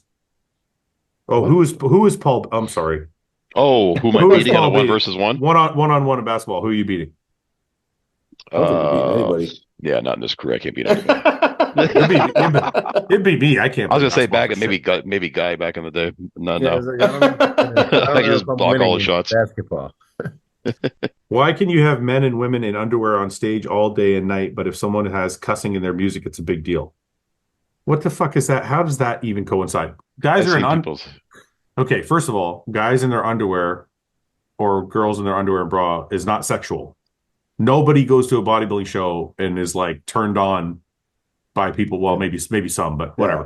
I've never been. Okay, maybe some, but most don't go to a fucking bodybuilding show and like jerk off afterwards. So it's not sexual. It's a fucking sport. So it's not looked at as derogatory. Whereas I think somebody coming out with like N-bombs every other word is a little bit fucked up. You know what's crazy about that too, to like the average person who watches the sport and doesn't get it? Like all of us know because we've been there. Like when you're competing and you're standing there in your underwear or your bra, you are literally the most furthest removed from a sexual being you could ever be. Oh, like you're so literally exposed. a fucking like my dick is like shriveled in. Like you could see a fucking pair of tits and be like, oh, okay, cool. I have. I have. Because they're all getting sprayed and we're just like, I have. I've walked into a tanning room and there's been girls there fucking naked, and I'm like, whatever, just spray me. Not to mention the fucking smell coming out of those fucking rooms half the time. I know, right? Oh yeah, for It's sure. like people are like, oh, it's a sexualized thing. It's like, nah, anything but. You never competed then. And if you think it's just because it's bodybuilding, it's not. Because even the bikini girls, okay, they're a little bit more sexual. They walk more sexual, whatever. But most of the guys there are like so fucked up trying to compete. Nobody's looking at maybe people in the audience are looking at the bikini girls that way. Maybe it's because I'm in the sport. I don't know. But I've never gone to a show and been like, I don't know, turned on by. I've never it's weird. I look at it like a sport. I don't look at it like sexually. It's almost like, get the fuck off stage so I can get up there and be done with this. Okay, we'll do a couple more. What areas do you think Martin needs to improve on to crack the top 3? Just keep doing what he's doing. Like that's obviously working. Just overall size. I don't think there's any one area that he needs to fix. I don't think that'll be a problem for him either. It's fucking crazy. If pictures from bodybuilding shows can be dodgy on showing the physique of athletes, then why do coaches check in with their athletes through photos instead of in person? And it is common to be the reason why athletes are off at shows. Well, coaches check in with pictures because there's no other way to do it. If like Patrick Tour is in Italy and Keon is in fucking wherever, Florida, wherever he lives, picture's the only way. And is it perfect? No. But you're looking at the same picture in the same place in the same light every day. So there's consistency. So there's a lot of consistency as to what he's looking at. And there's now you can literally FaceTime, you can literally do high quality. But I think what he's implying is like, if people can't judge a show by watching video, then how can a coach judge his athlete if he's sending a check-in in video? Well, there's more than just, but that's what I mean. There's more than just pictures. There's more than, and like you said, like whenever you're doing this, it's not like, hey, I'm going to take a picture here, and then I'm going to take a picture over here, and then a picture at home and one at the office. No, it's consistent every single fucking time, so you can see the changes and you can make the adjustments from there. And then also it's like, hey, take a video. I want to see you after you're done training. I want to see you in the morning, depleted, right after you take a piss. I want to see what you look like. Take a video in the same spot.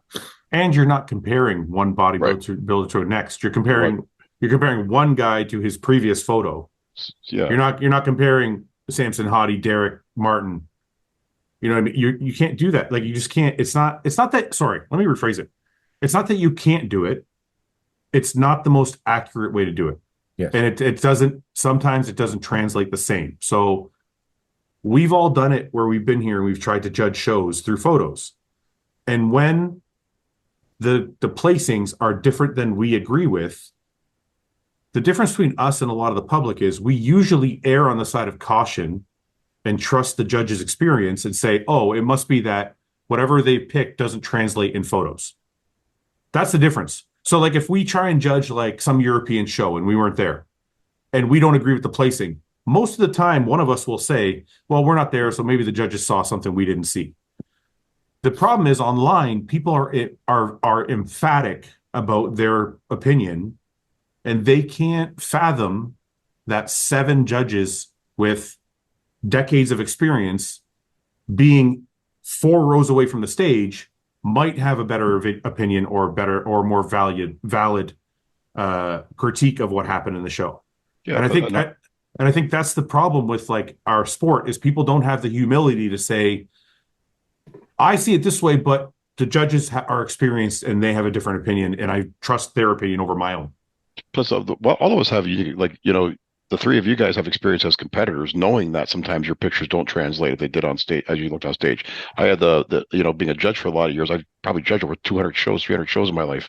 So I've seen pictures that don't translate on stage. So we're speaking on experience, not just, But you bring up a great point, and this is what I'm talking about. So let's say you've judged 200 shows, right? That's probably on the low end. There is some fan out there that has never been to a show. Right. They've never been to a show. Maybe they follow bodybuilding for 10 years, but they've never been to a show. And in their opinion, they know more than you do. Yeah. And I just find that, and maybe because I'm older, maybe I would have thought that way when I was younger. I don't know. But I just find that to be the height of arrogance to say there are 7 people on that judging panel. They have all judged for 5, 10, 15, 20, 30 years. On Olympia, probably 20 to 30 on average. Yeah. And at the highest and lowest side of the sport. And I know more because I saw a picture on Instagram. Yeah.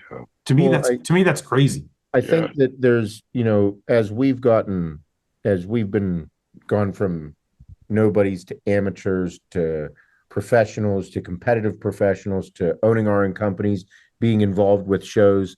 Like I saw this one comment because it was somebody, there was a plethora of comments of hate towards you, Samson, and all this stuff. And no, they weren't hating me, were they? I never see that stuff. But no, it was they said, that Fouad paid off the judges for a win.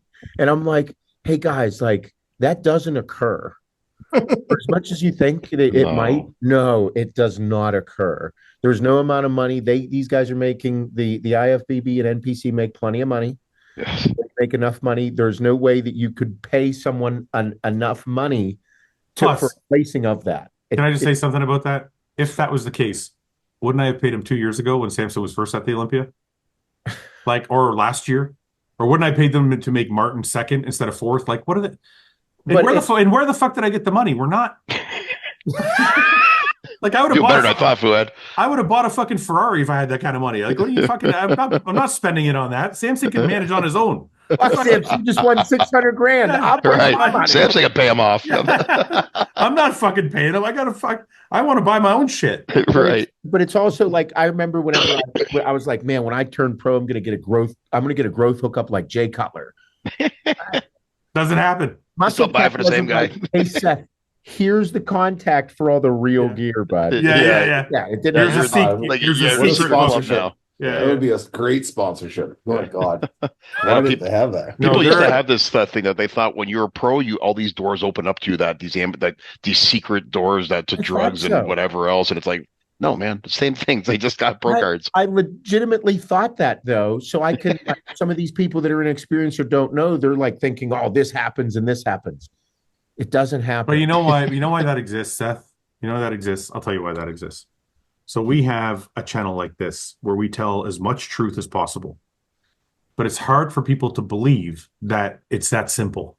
They don't want to believe it's that simple. So then you have other channels that have people that never reached the heights that we reached, but they've been dabbling in the industry.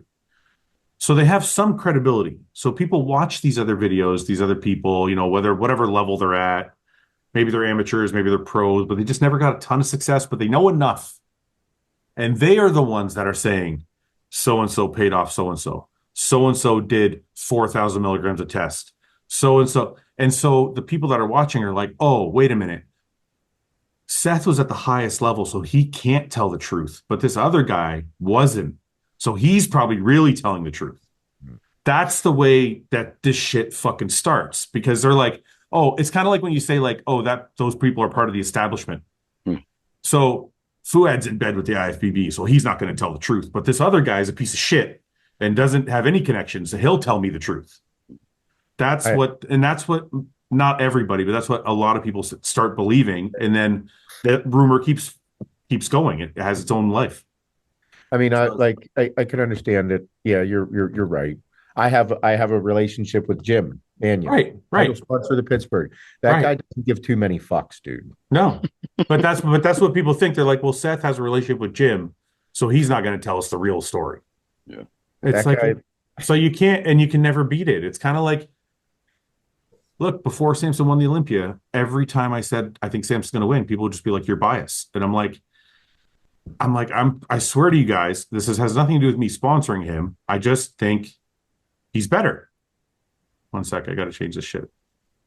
Hi, guys. This angle again. I know this is your favorite view, but anyway. So I think sometimes you just can't escape like what people are going to think. Like that's all there is to it. People want to believe that there's a boogeyman or a bigger thing behind the scenes, rather than you just telling them what you just told them, which is it's not that crazy. It's all the same shit. Yeah.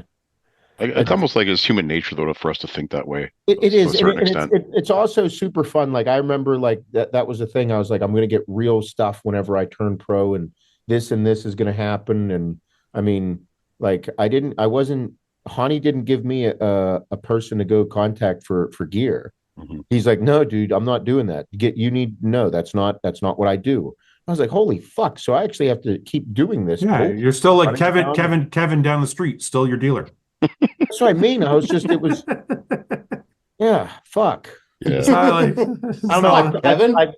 I have noticed that a lot of East Coast guys, they're the ones that get the good growth hormone. The East Coast. I actually got some good growth hormone for a guy out east. Shout out to Jersey. Shout out to them beautiful Jersey fucks. Anyway, that boy in Jersey, I won't say his name, but he knows who he is. You know who you are, man.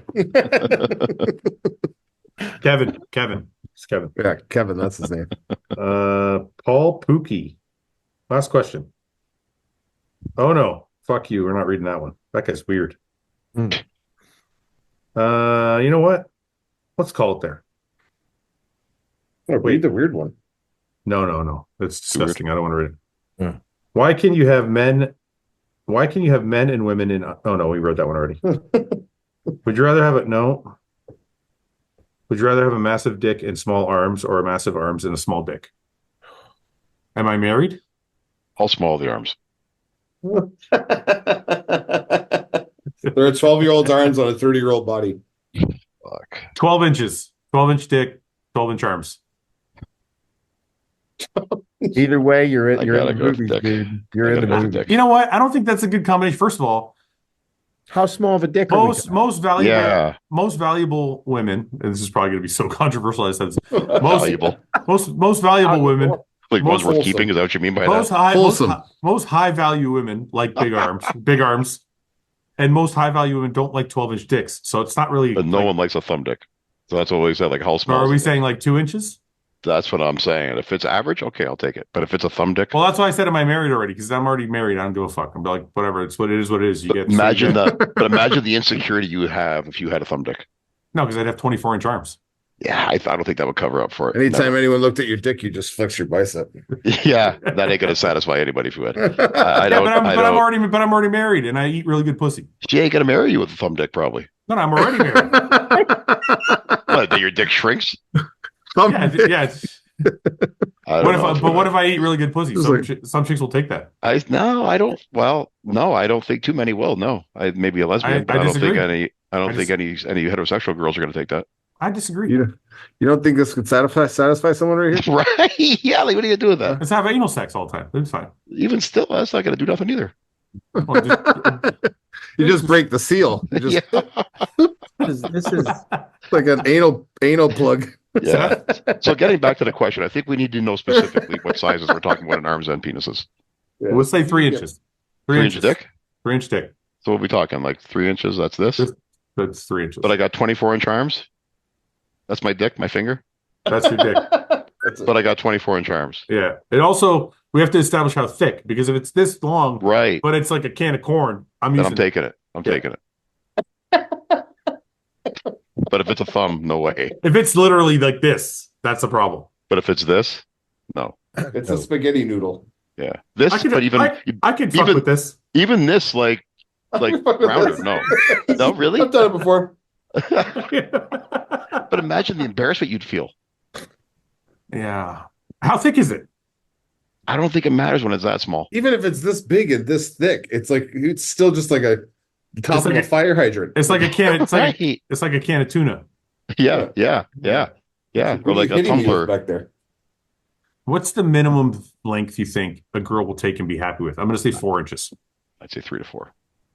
Well, I just said 3. You said no.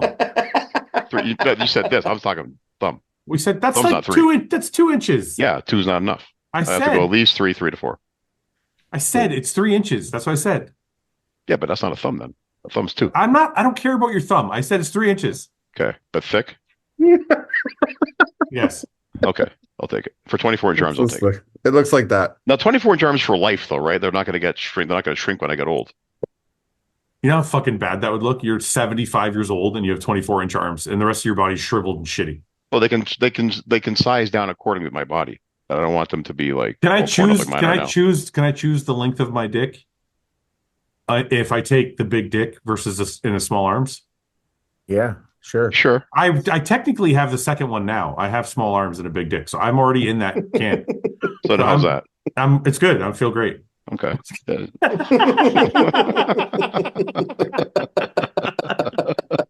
I'm on top of the world. I'm It's not broke, then don't fix it. Living the life.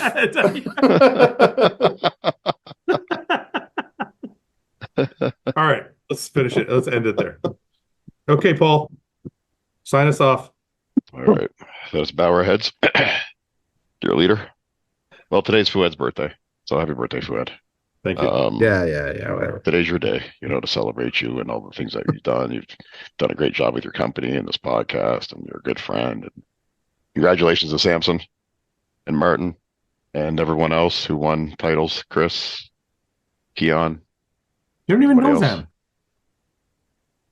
No, I don't know them, but congratulations. They made it a great Olympia.